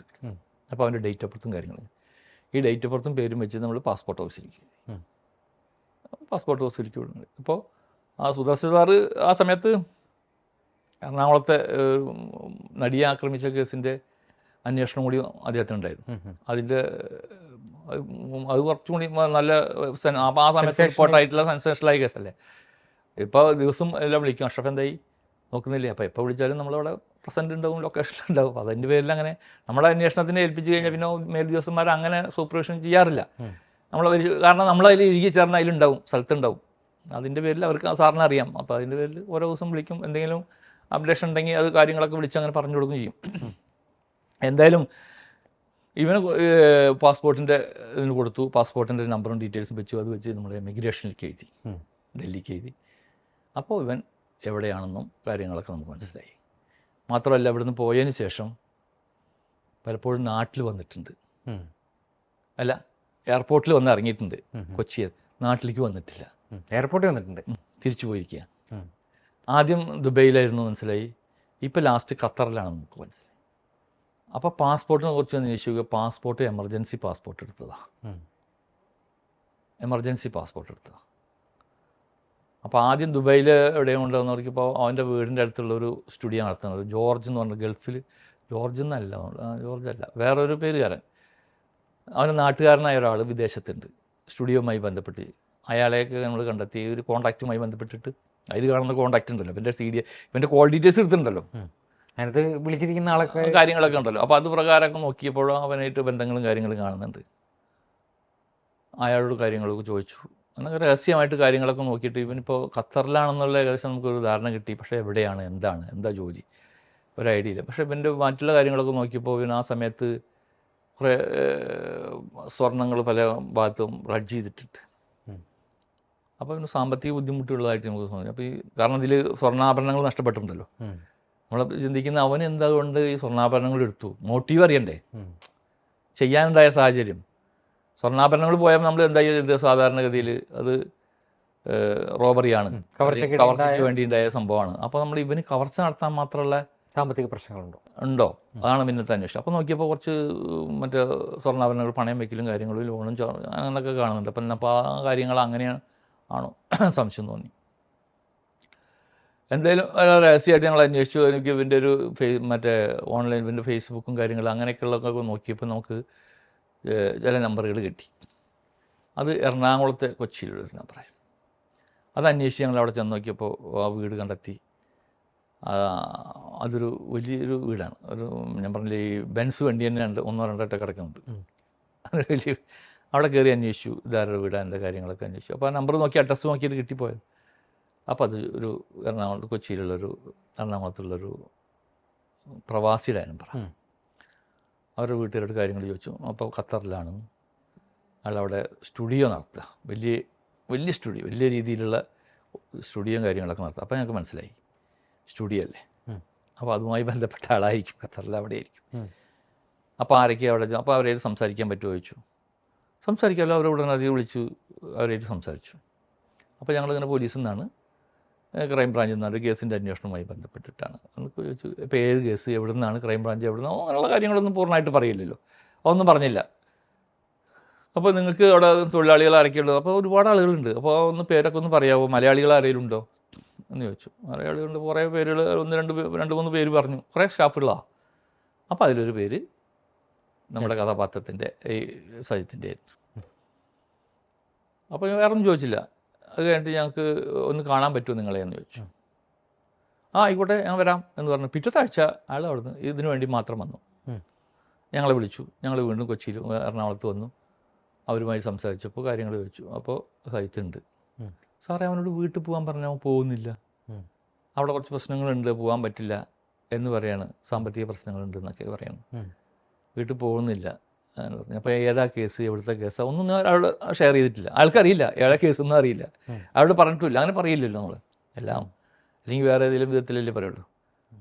അപ്പോൾ അവൻ്റെ കാര്യങ്ങൾ പറഞ്ഞു. സാർ ഇങ്ങനെയൊക്കെയാണ് പ്രശ്നം, ഇതാണെന്നൊക്കെ കാര്യങ്ങൾ പറഞ്ഞു. ശരി, ഇപ്പം ഞങ്ങൾക്ക് അവനൊന്ന് കിട്ടണമല്ലോ, എന്താ മാർഗം? അതിന് കുഴപ്പമില്ല സാർ, അവൻ്റെ വിസ കഴിയാറായിട്ടുണ്ട്, വിസ അടിക്കാൻ വേണ്ടി ഞാൻ കൊടുക്കുന്നുണ്ട്, അപ്പോൾ അവനെ പറഞ്ഞുവിടാം. അത് പറഞ്ഞ് പിറ്റേ ദിവസം അയാൾ പോയി. കുറച്ച് ദിവസം കഴിഞ്ഞിട്ട് അയാൾ വിളിച്ചു, സാർ വരുന്നുണ്ട്,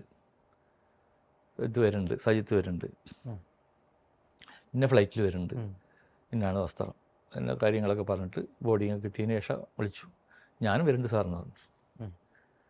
അങ്ങനെ ഞങ്ങൾ എസ് പി അദ്ദേഹത്തോട് ഈ കാര്യങ്ങൾ അപ്ഡേഷൻ എപ്പോഴെപ്പോഴും കാര്യങ്ങൾ എസ് പി അദ്ദേഹത്തെ ധരിപ്പിച്ച്, പിന്നെ എസ് പി അദ്ദേഹത്തിൻ്റെ നിർദ്ദേശങ്ങളും കൂടി ഒപ്പം ഉണ്ടാവും കേട്ടോ, എല്ലാ കാര്യത്തിനും ഉണ്ടാവും. ആൾ തിരക്കിലാണെങ്കിലും നമ്മളുടെ എപ്പോഴും എല്ലാ ദിവസവും ഇതുമായിട്ട് അപ്ഡേഷൻ ഉണ്ടാവും എപ്പോഴും. അപ്പോൾ പുതിയ നിർദ്ദേശങ്ങളും കാര്യങ്ങളും ഓരോന്ന് നമ്മൾ പറഞ്ഞു കൊടുക്കുമ്പോൾ കറക്റ്റുള്ള നിർദ്ദേശങ്ങളും കാര്യങ്ങളൊക്കെ കിട്ടും. അപ്പോൾ അത് പ്രകാരം എയർപോർട്ടിൽ ഞങ്ങൾ പോകാം. അപ്പോൾ എയർപോർട്ടിൽ പോകുമ്പോൾ എന്തെങ്കിലും ഇഷ്യൂസ് ഉണ്ടാകാണ്ടിരിക്കാൻ വേണ്ടിയിട്ട് കൺസൾട്ട് എസ് ഐനെ പോലീസ് സ്റ്റേഷനിൽ വിളിച്ച് പുറത്ത് ഒരു പെട്രോളിംഗ് പോലെ പുറത്ത് അവിടെ കാണിച്ച് നിർത്തിയിരുന്നു. ഞങ്ങൾ 4-5 പേര് അതിനകത്തേക്ക് കയറി എമിഗ്രേഷനിലൊക്കെ പറഞ്ഞ് അവരുടെയൊക്കെ സഹായത്തോട് കൂടിയിട്ട് നമ്മളകത്തേക്ക് കയറി. അപ്പം ഞാനൊക്കെ എമിഗ്രേഷൻ്റെ അപ്പുറത്ത് പോയി നിന്നു. ഫ്ലൈറ്റ് വന്നു, ഈ പറഞ്ഞ പ്രവാസി വരുന്നുണ്ട്, കണ്ണുകൊണ്ട് കാണിച്ചു ബാക്കിൽ വരുന്നുണ്ട്, അയാൾ പോയി. അപ്പം മറ്റു കഴിഞ്ഞപ്പോഴേക്കും സജിത്ത് വന്നു. സജിത്ത് വേറെ ഒരുത്തിൻ്റെ കൂടെയാണ് വരുന്നത്. വന്നതിന് ശേഷം പുറത്തേക്ക് ഇങ്ങോട്ട് ഇറങ്ങണില്ല. ആദ്യം ബാത്റൂമിൽ പോയി, അവിടുന്ന് ഇങ്ങനെ തിരിഞ്ഞ് എത്രയായാലും വളരെ മെല്ലെ പുറത്തേക്ക് അങ്ങനെ വരുന്നേ ഇല്ല ആൾ. കുറച്ച് കഴിഞ്ഞപ്പോൾ ആൾ പുറത്തുനിന്ന് ഡ്യൂട്ടി ഫ്രീ ഷോപ്പിൽ അങ്ങ് കയറി. അവിടെ നിന്ന് ഇറങ്ങിയിട്ട് എമിഗ്രേഷനൊക്കെ കഴിഞ്ഞതിന് ശേഷം അപ്പോഴേക്കും ഇത് വിവരങ്ങളൊക്കെ വന്ന് IB അറിഞ്ഞു. അപ്പോൾ നമ്മൾ എയർപോർട്ടിൽ ഇങ്ങനെ പോകുമ്പോഴേക്കും അവിടുത്തെ ഇൻ്റലിജൻസ് വിവരം അറിയുമല്ലോ. അപ്പോൾ എന്തെങ്കിലും സഹായങ്ങൾ വേണം വെച്ചിട്ട് അവരും വന്നു. ഒന്നും വേണ്ട കാര്യങ്ങൾ പറഞ്ഞു, ഇങ്ങനെയൊക്കെയാണെന്നുള്ള കാര്യങ്ങൾ അങ്ങനെ അറിയും, നമ്മൾ പറയാതെ തന്നെ അറിയും. അവരറിയും. IB നമ്മുടെ അങ്ങനെയല്ലേ, നമ്മുടെ രഹസ്യാന്വേഷണ വിഭാഗം കേരളത്തിൻ്റെ പോലീസിൻ്റെ ആയാലും IBയുടെ ആയാലും വളരെ ക്ലിയർ ആയിട്ടിരിക്കുന്നില്ല. അതുകൊണ്ടിലൊക്കെ നമ്മൾ പിടിച്ചു നിന്ന് പോകുന്നു. പോലീസ് സംവിധാനം, നമ്മുടെ പട്ടാളമൊക്കെ പിടിച്ചു നിന്ന് പോകുന്നത് നമ്മുടെ ഇൻ്റലിജൻസിൻ്റെ പവർ കൊണ്ട് തന്നെയല്ലേ. അത് അപ്പോൾ അത് കഴിഞ്ഞ് നമ്മൾ പിന്നെ എന്തായാലും ഒരു 2 മണിക്കൂറൊക്കെ ആയി അവസാനം. അപ്പം പുറത്തേക്ക് ഇറങ്ങണ്ടേ, അകത്തുനിന്ന് പിടിക്കാം. പക്ഷേ നമ്മളങ്ങനെ ഒരു സീനും കാര്യങ്ങളൊക്കെ ഉണ്ടാക്കി പിടിക്കാനും നിൽക്കണ്ട. പോകുന്ന വഴിക്ക് അങ്ങോട്ട് പിടിച്ചു കഴിഞ്ഞാൽ പിന്നെ ആരും അറിയാൻ പോകുന്നില്ലല്ലോ. അങ്ങനെ കൊണ്ടുപോയി ചോദ്യം ചെയ്യാമല്ലോ. അങ്ങനെ അവർ പുറത്തേക്ക് ഇറങ്ങി ടാക്സി വെയിറ്റ് ചെയ്ത് നിൽക്കുകയാണ്, കാർ വെയിറ്റ് ചെയ്തിട്ട്. അപ്പോൾ ഞാൻ പുറത്തുനിന്ന് കൊണ്ടുപോയി പൊട്ടി, സഹിത്തേ പോലീസാണ്, സഹകരിച്ചാൽ മതി. എന്തായാലും വിലങ്ങ വെച്ചു പെട്ടെന്ന്, വേറെ ഒന്നും നോക്കിയില്ല. ആളുടെ റിയാക്ഷൻ എന്തായിരുന്നു? ആൾ പെട്ടെന്ന് സ്തംഭനാകുമല്ലോ. ഒരാൾ എയർപോർട്ടിൽ വെച്ചിട്ട് പോലീസാണ്, ക്രൈം ബ്രാഞ്ചാണെന്ന് പറയുമ്പോൾ പെട്ടെന്ന് ഇതാവില്ലേ. പിന്നെ അവനാരാന്ന് അവനറിയാലോ. അറിയാം. അവനാരാണെന്ന് അവനറിയാലോ. വിലങ്ങ് അപ്പം തന്നെ വെച്ചു. അപ്പോഴേക്കും നമ്മുടെ ഹബീബ് വണ്ടിയായിട്ട് വന്നു. നേരെ വണ്ടിയിലേക്ക് കയറ്റി അവൻ്റെ ലഗേജും കയറ്റി വെച്ചു. ഇപ്പോൾ ഒപ്പമുള്ള ആളിങ്ങനെ മിഴിച്ച് നിൽക്കുന്നുണ്ട്. അവരോടൊന്നും പറഞ്ഞില്ല. നേരെ കൊണ്ടുപോയി നമ്മൾ ആലുവയിലെ കൊണ്ടുപോയി അതുകൊണ്ട് ചോദ്യം ചെയ്യാൻ തുടങ്ങി. ആദ്യമൊന്നും അവനൊന്നും പറയുന്നില്ല. ഇല്ല സാർ, നമുക്ക് അങ്ങനെ ചോദ്യം ചെയ്യുമ്പോഴൊക്കെ നമ്മൾ അങ്ങനെ കേസിനെ കുറിച്ച് പറയാറില്ല ഞങ്ങൾ. ഇന്ന കേസ് നീ ചെയ്തില്ലേ അങ്ങനെയൊന്നും പറയരുത്. അതൊക്കെ ഒരു അഡ്വാൻസ് ക്വസ്റ്റ്യനായി. നമ്മൾ ചോദിക്കുന്നത് ഇത്രയേ ഉള്ളൂ, സജിത്ത് നിനക്ക് കഴിഞ്ഞ 2 വർഷം 3 വർഷമായിട്ട് നീ ശ്വാസം മുട്ടി ജീവിക്കുകയാണ്, അങ്ങനെ മാനസികമായിട്ടും തളർത്തണം. ഞങ്ങൾക്ക് എല്ലാം അറിഞ്ഞുകൊണ്ടാണ് നിന്നെ ഞങ്ങൾ കൊടുത്തിരിക്കുന്നത്. കാര്യങ്ങൾ പറഞ്ഞ് നിനക്ക് വേണ്ട സഹായങ്ങൾ, അങ്ങനെയൊക്കെ കാര്യങ്ങൾ നമ്മളങ്ങനെ എത്ര പറഞ്ഞാലും ഒരു മനുഷ്യന് ഇത് പറഞ്ഞു കിട്ടണ്ടേ, കൺഫസ് ചെയ്യണ്ടേ. അപ്പോൾ നമുക്ക് അവരുടെ ബോഡി ലാംഗ്വേജ് കണ്ടാൽ തന്നെ അറിയാം ചെയ്തിട്ടുണ്ടെന്ന് അറിയാം. ഒന്നുമില്ലാത്ത ഒരാളെ കൊണ്ടുപോയി ചോദിക്കുമ്പോഴും അവൻ്റെ ബോഡി ലാംഗ്വേജും അവൻ്റെ ആൻസറും, അല്ലാത്ത ഒരാളുടെ ആൻസറും ബോഡി ലാംഗ്വേജും അവൻ്റെ മുഖത്തെ കാര്യങ്ങളൊക്കെ നമുക്ക് വ്യക്തമായിട്ട് അറിയാം കാര്യങ്ങളെല്ലാം കുറിച്ച്. അപ്പോൾ നമ്മൾ ചോദ്യം ചെയ്തു, ഇൻട്രോഗേഷൻ റൂമിൽ ചോദ്യം ചെയ്തുകൊണ്ടേയിരിക്കുന്നു. എസ്പെദിയാൻ പുറത്തിരിക്കുന്നു, ഞങ്ങൾ അകത്ത് ഇരിക്കുന്ന കാര്യങ്ങൾ. എസ്പെദിയാൻ നേരിട്ട് വരില്ല. അപ്പോൾ ആദ്യം നമ്മൾ അവസാനത്തെ കഴിക്കല്ലേ എസ്പെദിയാൻ വരുള്ളൂ. അപ്പോൾ കാര്യങ്ങൾ ചോദിച്ചുകൊണ്ടിരിക്കുമ്പോൾ ഒന്നും പറയുന്നില്ല. അവസാനം കൊണ്ടൊരു പുലർച്ചെ അവറായി. എപ്പം കസ്റ്റഡിയിൽ എടുക്കുക? അത് വൈകുന്നേരത്താണ്, ഒരു വൈകുന്നേരത്തോട് കൂടിയിട്ടാണ് എടുക്കുന്നത്. സാറേ ഞാൻ പറയാം. ഇതിനു വേണ്ടിയാണ് നമ്മൾ കാത്തിരിക്കുന്നത്. അത് ഞാൻ പറയാം സാർ, എനിക്ക് കുറച്ച് വെള്ളം കൂടി. അപ്പോൾ അതെന്ന് പറഞ്ഞൊരു വല്ലാത്തൊരു മൂഡാ. കൺഫെഷൻ പറയുന്നൊരു മൂഡുണ്ടല്ലോ, കൺഫെഷൻ ഓരോ കേസിൻ്റെ അങ്ങനെയാണ്. അപ്പോൾ നമുക്കും ഒരവസ്ഥയാണ്, പറയുന്ന ആളുകൾക്കും ഒരു അവസ്ഥയാണ്. വലിയ ക്രിമിനൽസ് ഒക്കെ, കള്ളന്മാരും അതുപോലുള്ള വലിയ സ്ഥിരം കുറ്റവാളികളൊക്കെ, അവർക്ക് ചിലപ്പോൾ കഞ്ചാവ് വലിക്കേണ്ടി വരും, ചിലപ്പോൾ ബീഡി വലിക്കേണ്ടി വരും, ചിലപ്പോൾ കള്ളു കുടിക്കേണ്ടി വരും, അവർക്ക് എന്തെങ്കിലും ഒരു ലഹരി ഉപയോഗിക്കേണ്ടി വരും. അങ്ങനെയൊക്കെയാണ് ചില കള്ളന്മാരും കാര്യങ്ങളും അതുപോലുള്ള കവർച്ച നടത്തുന്ന സ്ഥിരം കുറ്റവാളികളൊക്കെ അങ്ങനെയാണ്. എന്തെങ്കിലും ഒരു ലഹരി വേണം. അപ്പം നമ്മൾ ലഹരി, അവർ ആവശ്യപ്പെട്ട ലഹരി കൊടുക്കണം. അതൊക്കെ കഴിഞ്ഞിട്ട് അവരൊരു കൺഫെഷൻ ഉണ്ട്, ഒരു കൺഫെഷൻ മൂഡ് എന്ന് പറയല്ലേ, അതുപോലെയാണ് എല്ലാ കേസും. അപ്പം അവനൊന്ന് തുറന്ന് പിന്നെ അങ്ങോട്ട് വെട്ടി തുറന്ന് അങ്ങോട്ട് പറയലാണ് പിന്നെ. അതുപോലെ തന്നെ എനിക്ക് കുറച്ച് വെള്ളം കാട്ട് സാർ. വെള്ളം മാത്രം മതി, ലഹരി ഇവനെ സംബന്ധിച്ചിടത്തോളം ഇവനൊരു സ്ഥിരം കുറ്റവാളിയൊന്നുമല്ലല്ലോ, ചെയ്തതാണ് ആദ്യമായിട്ട് ചെയ്യുന്ന ഒരു സംഭവമല്ലേ. അപ്പോൾ അവൻ വെള്ളം മേടിച്ച് കുടിച്ചതിന് ശേഷം പിന്നെ ഒരു കരച്ചിലാണ്. പൊട്ടിക്കരഞ്ഞിട്ട് ഉണ്ടായ സംഭവങ്ങൾ പറയണം. അത് കേൾക്കുമ്പോൾ ഉണ്ടല്ലോ നമുക്കും വല്ലാത്തൊരു, കാരണം നമ്മൾ ഇത്രയും മാസങ്ങൾ അല്ലെങ്കിൽ അതിന് പിന്നെ പോലീസും കഷ്ടപ്പെട്ടിട്ട് അതിൻ്റെ ഒരു പരിസമാപ്തിയാണ്. ഒരു വിജയം കാണുകയാണ്. ആ ഒരു മൂഡ് നമുക്കുണ്ടാവുമല്ലോ. പിന്നെ അവനെ സമാധാനിപ്പിക്കലാണ് അത് കഴിഞ്ഞാൽ. അവനപ്പോഴേക്കും ഈ പറഞ്ഞമാതിരിക്ക് തളർന്നു വീണു പറഞ്ഞമാതിരിക്ക് അവന് പിന്നെ സമാധാനിപ്പിക്കുക, നിനക്ക് ഞങ്ങൾ എല്ലാ സഹായങ്ങളും ചെയ്യുക, അങ്ങനെ പറഞ്ഞിട്ടുള്ളൊരു സമാധാനിപ്പിക്കലാണ്. പിന്നെ അവൻ പറയാണ്, ഇപ്പം ഈ രാജുമായിട്ട് നല്ല സുഹൃത്ത് ബന്ധമാണ്. അപ്പോൾ ഗൾഫിൽ നിന്ന് രാജു വന്നപ്പോൾ ഇവർ കൂട്ടുകാരൊക്കെ ഇരുന്നിട്ട് മദ്യപിക്കും. തലേ ദിവസം രാത്രി എല്ലാ ദിവസവും ഇടയ്ക്കിടയ്ക്കൊക്കെ മദ്യപിക്കുന്ന സ്വഭാവക്കാരനാണ്. പതിവ് അങ്ങനെ മുൻപല്ലേ പോലെ രാജുവും ഇവരും കൂട്ടുകാരും വേറെ കൂട്ടുകാരൊക്കെ ഇരുന്നിട്ട് തലേ ദിവസം 2 ദിവസം മുമ്പൊക്കെ മദ്യപിച്ചിരുന്നു. അപ്പോൾ രാജു പറഞ്ഞു, എനിക്ക് കുറച്ച് ചാരായം കുടിക്കണമെന്നുണ്ട്. സ്വാഭാവികമായിട്ടും ഗൾഫിൽ നിന്നൊക്കെ വരുന്ന ആളുകൾ മദ്യപിക്കും, ഇങ്ങനെ കാര്യങ്ങളൊക്കെ പറയുമ്പോൾ ചാരായം കുടിക്കണമെന്നുണ്ട് പറഞ്ഞു. അങ്ങനെ പറഞ്ഞ സംസാരത്തിൻ്റെ ഇടയിൽ അങ്ങനെ പറഞ്ഞു. സംഭവ ദിവസം അപ്പോൾ ഈ രാജുവിന് ജലജയുടെ കാറ് കൊടുക്കാമെന്ന് പറഞ്ഞിട്ടുണ്ട്. രാജു ഇപ്പോൾ ലീവിന് വന്നതല്ലേ, അപ്പോൾ ഇവരുടെ കാറ് വെറുതെ ഇരിക്കുകയല്ലേ, കണ്ണൻ്റെ വീട്ടിൽ വെറുതെ ഇരിക്കുകയാണ്. അപ്പോൾ അത് കൊടുത്തോളാൻ വേണ്ടി സുര വിളിച്ച് പറഞ്ഞിട്ടുണ്ട്. രാജുവിന് കൊടുത്തോ, തൽക്കാലം ഗൾഫ് പോകുന്നവരെ ഓടിച്ചു നടക്കാനൊക്കെ. അമ്മാവൻ്റെ മകനുമാണ്. ആ അമ്മാവൻ്റെ മകനപ്പുറം സുരയുടെ വീട്ടിൽ താമസിച്ച് വളർന്നാണ് ചെറുപ്പത്തിലേ. അതാണ് അവനെ കൂടുതൽ സംശയിക്കാൻ കാരണം പോലീസ്. അപ്പോൾ കാറ് കൊടുക്കാമെന്ന് പറഞ്ഞിരുന്നു, കാറ് മേടിക്കാൻ അന്ന് ചെല്ലേണ്ടതാണ്. അങ്ങനെയൊക്കെയാണ് ആ സംശയത്തിന് കാരണം ഉണ്ടായത്. അപ്പോൾ മദ്യപിക്കും. ജലജയുടെ പോസ്റ്റ്മോർട്ടം റിപ്പോർട്ടിൽ മദ്യത്തിൻ്റെ അംശം കാണുന്നു. അങ്ങനെയൊക്കെ അന്വേഷിച്ചിട്ടാണ് അവരെ കൂടുതലും നോക്കിയത്. അപ്പോൾ കാർ കൊടുക്കുക. അപ്പോൾ ഈ സജിത്തിനോട് ചോദിച്ചു വിടുക, നിൻ്റെ കാർ എവിടെ കൊടുക്കുക, അതിൻ്റെ സർവീസിന് എവിടെ കൊടുക്കുക, അതിൻ്റെ ഇൻഷുറൻസ് എന്താ കാര്യം, അങ്ങനെ കാറുമായി ബന്ധപ്പെട്ട കാര്യങ്ങളൊക്കെ ചോദിച്ചു. എനിക്ക് ജലജാക്ക കാറ് തരാൻ പറഞ്ഞിട്ടുണ്ട്, അപ്പോൾ അത് എടുക്കാൻ വേണ്ടിയിട്ടാണ് പറഞ്ഞിട്ട്. പിന്നെ സജിത്തിനും കാറുണ്ട്. അത് ചോദിച്ചാൽ അതൊക്കെ പറഞ്ഞു കൊടുക്കുന്നുണ്ടായി. അങ്ങനെയൊക്കെ ഉണ്ടായി. അപ്പോൾ പിറ്റേ ദിവസം ഇവൻ ഇതേമാതിരിക്ക് പോയി വിടുന്നു. സജിത്ത് പറഞ്ഞ പോലെ ഈ പറഞ്ഞ സ്ഥലത്തേക്ക് നേരത്തെ അവൻ്റെ മൊഴി പ്രകാരം പറയുന്നില്ല എത്ര മണിക്ക് ഞാൻ പോയി, പിന്നെ 4 മണിക്കാണ് വന്നതെന്ന് പറയുന്നില്ലേ, അവിടേക്ക് പോയിരിക്കുക തന്നെയായിരുന്നു കാലത്ത്. അത് കഴിഞ്ഞിട്ട് അവിടെ വെച്ചിട്ട് പിന്നെ ചാരായം കെട്ടലും മദ്യം കഴിക്കലൊക്കെ ഉണ്ടായി. ഇപ്പം മിറണ്ട കോളയിലൊക്കെ ചേർത്തിട്ട് അങ്ങനെ കുടിച്ചു. അപ്പോൾ രാജുവിനെ വിളിച്ചു അന്നത്തെ ദിവസം. അതാണ് ഈ രാജുവിനെ ഈ സംഭവം നടക്കുന്നതിൻ്റെ കുറച്ച് മുമ്പ് വിളിച്ചത്. ഇവനാ വിളിച്ചു. അപ്പോൾ രാജുവിനെ വിളിച്ചു, നിനക്ക് ചാരായം വേണോ, ചാരായം കിട്ടിയിട്ടുണ്ട് കിട്ടും പറഞ്ഞു. എനിക്ക് കേട്ടാ, ഞാനിപ്പോൾ ജലജാക്കർ അവിടേക്ക് പോവുക, കാർ എടുക്കാൻ വേണ്ടി പോവുകയാണ് എന്ന് പറഞ്ഞു. അത് കഴിഞ്ഞ് അവർ കട്ട് ചെയ്തു. ഇവൻ എന്ത് ചെയ്തു, നല്ല മഴയും കാര്യങ്ങളൊക്കെ, ഇവന് കോട്ടൊക്കെ ഇട്ടിട്ട് മോട്ടോർ സൈക്കിളിൽ തന്നെ പോയിരിക്കും സജിത്ത്. അവന് കുറച്ച് ചാരായൊക്കെ അവിടെ നിന്ന് കുടിച്ച് പിന്നെ കുറച്ച് മിറണ്ടയിലൊക്കെ ആക്കി അതുമാക്കി ഇവനായിട്ടുള്ള സാധനത്തിന് വേണ്ടിയിട്ട് നേരെ ഹൈവേ വഴിക്ക് വന്നു. അങ്ങനെ വന്ന് നേരെ ജലജാക്കർ അവിടേക്കാണ്. അവിടെ വന്ന് ഒരു ജലജറ വീടിൻ്റെ മുൻവശം ഇങ്ങനെ വേലി കെട്ടിയിരിക്കുന്നു. ആ വേലി ഇങ്ങനെ ഉയർന്നു നിൽക്കുന്ന മറ്റേ ചെടികളൊക്കെ വെച്ചിട്ട്, വേലിയുടെ ഏതെങ്കിലും ചെടികളൊക്കെ വെച്ചിട്ട് ഉയർന്നു നിൽക്കുക, അല്ല മതിലില്ല. അത് എൻട്രൻസിൻ്റെ ഭാഗത്ത് അവിടെ അങ്ങനെ കുറച്ച് ഒഴിവ് മാത്രം, വണ്ടികളൊക്കെ കയറാവുന്ന വിധത്തിലുള്ളൊരു ഒഴിവുണ്ട്. റോഡിനോട് ചേർന്നിട്ടാണ്, ഒരു ചെറിയ റോഡ്, ബസ് സർവീസൊന്നും ഇല്ലാത്ത എന്നാൽ ടാർ ചെയ്ത റോഡ്, ചെറിയൊരു റോഡാണ്. വലിയ കുഴി എന്നിട്ട് അവിടേക്ക് പറയാവുന്നുണ്ട്, അങ്ങനെ ഓർമ്മയില്ല, അത്രയും വർഷമായില്ല. അങ്ങനെ ഒരു സ്ഥലമാണ്. അപ്പോൾ ഈവൻ മോട്ടോർ സൈക്കിൾ കൊണ്ട് നേരെ അങ്ങോട്ട് വന്നിട്ട് സ്ട്രീറ്റ് ഔട്ടിൻ്റെ മുറ്റത്ത് നിർത്തിയിട്ട് രാജു ഇല്ലേ എന്ന് ചോദിച്ചു. അപ്പോൾ ജലജ കുളിയൊക്കെ കഴിഞ്ഞ് ഈർന്നായിട്ട് മാക്സിയൊക്കെ ഇട്ട് നിൽക്കുക. ഇല്ല രാജു വന്നിട്ടില്ല എന്ന് പറഞ്ഞു. ആ സമയത്ത് ജലജയ്ക്കൊരു ഫോൺ വന്നു. അത് അവരുടെ അമ്മാവൻ്റെ ഫോണായിരുന്നു, ഗൾഫിൽ നിന്ന്, വിദേശത്ത്. അപ്പോൾ ജലജ പറഞ്ഞു കയറിയിരിക്കുകയെന്ന് പറഞ്ഞു. ഇവനങ്ങനെ ഈ കോട്ടൊക്കെ ഇട്ടിട്ട് നേരെ ഈ കുപ്പിയും കൈ പിടിച്ചിട്ട് നേരെ വീടിനകത്തേക്ക് കയറി, ഹാളിലേക്ക്. വീട്ടിൽ അന്നേരം ആരുമില്ല. ഇല്ല. ബസ് സെറ്റിയിലിരുന്നു. ജലജ അപ്പുറത്ത് ദിവാൻ കോട്ടില്ലേ, ദിവാൻ കോട്ടിൽ ഇങ്ങനെ ചാരി കിടന്നിട്ട് ഇങ്ങനെ ഫോൺ ചെയ്യാം അമ്മാവന്. അപ്പോൾ ഈ മിറണ്ടയൊക്കെ കലക്കിയത് അതും കൊടുത്തു.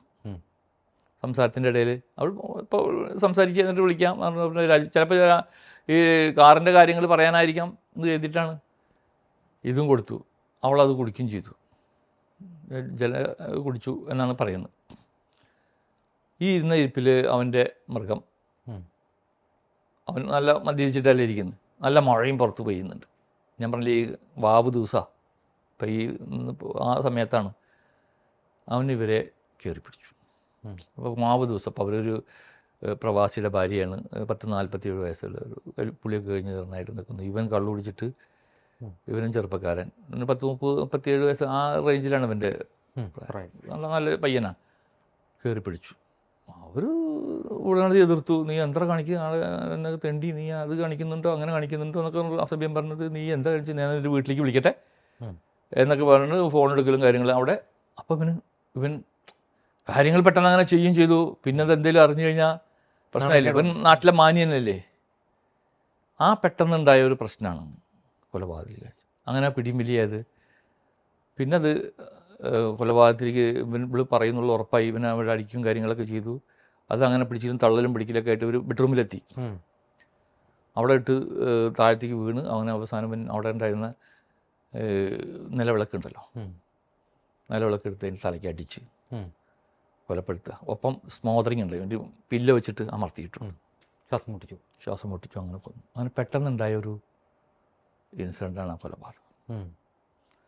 ഒരു കൃത്യം കഴിഞ്ഞ ഉടനെ പിന്നെ എന്തൊക്കെ ചെയ്യാം, ക്രിമിനലൊന്നല്ലല്ലോ, അങ്ങനെ ഒരു സ്ഥിരം കുറ്റവാളിയല്ല, മുൻപ് ചെയ്ത പശ്ചാത്തലമൊന്നുമില്ലല്ലോ. ഇവനിലെ മൃഗം ആ സമയത്ത് ഉണർന്നു.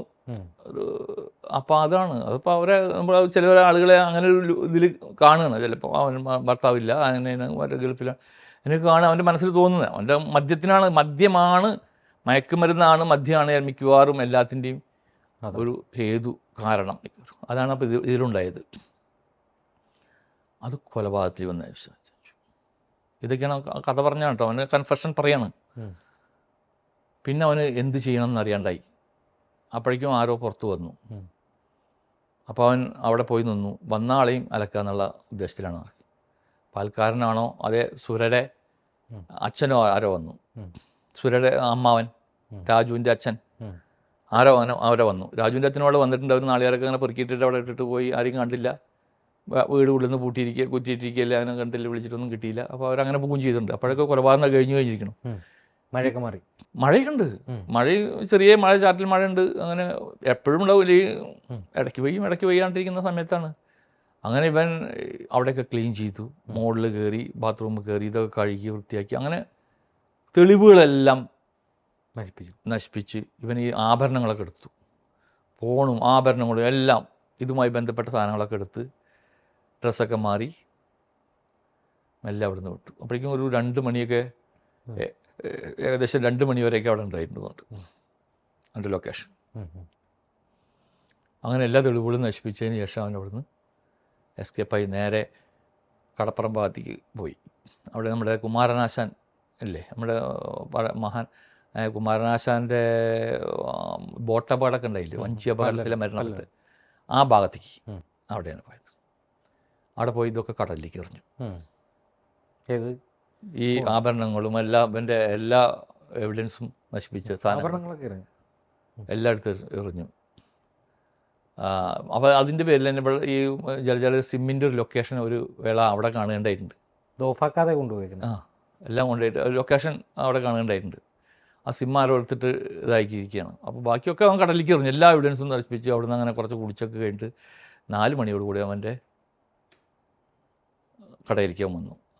ഈറിനൊക്കെ ആയിട്ടാണ് വന്നിരിക്കുന്നത്. അതങ്ങനെ കഴിഞ്ഞു.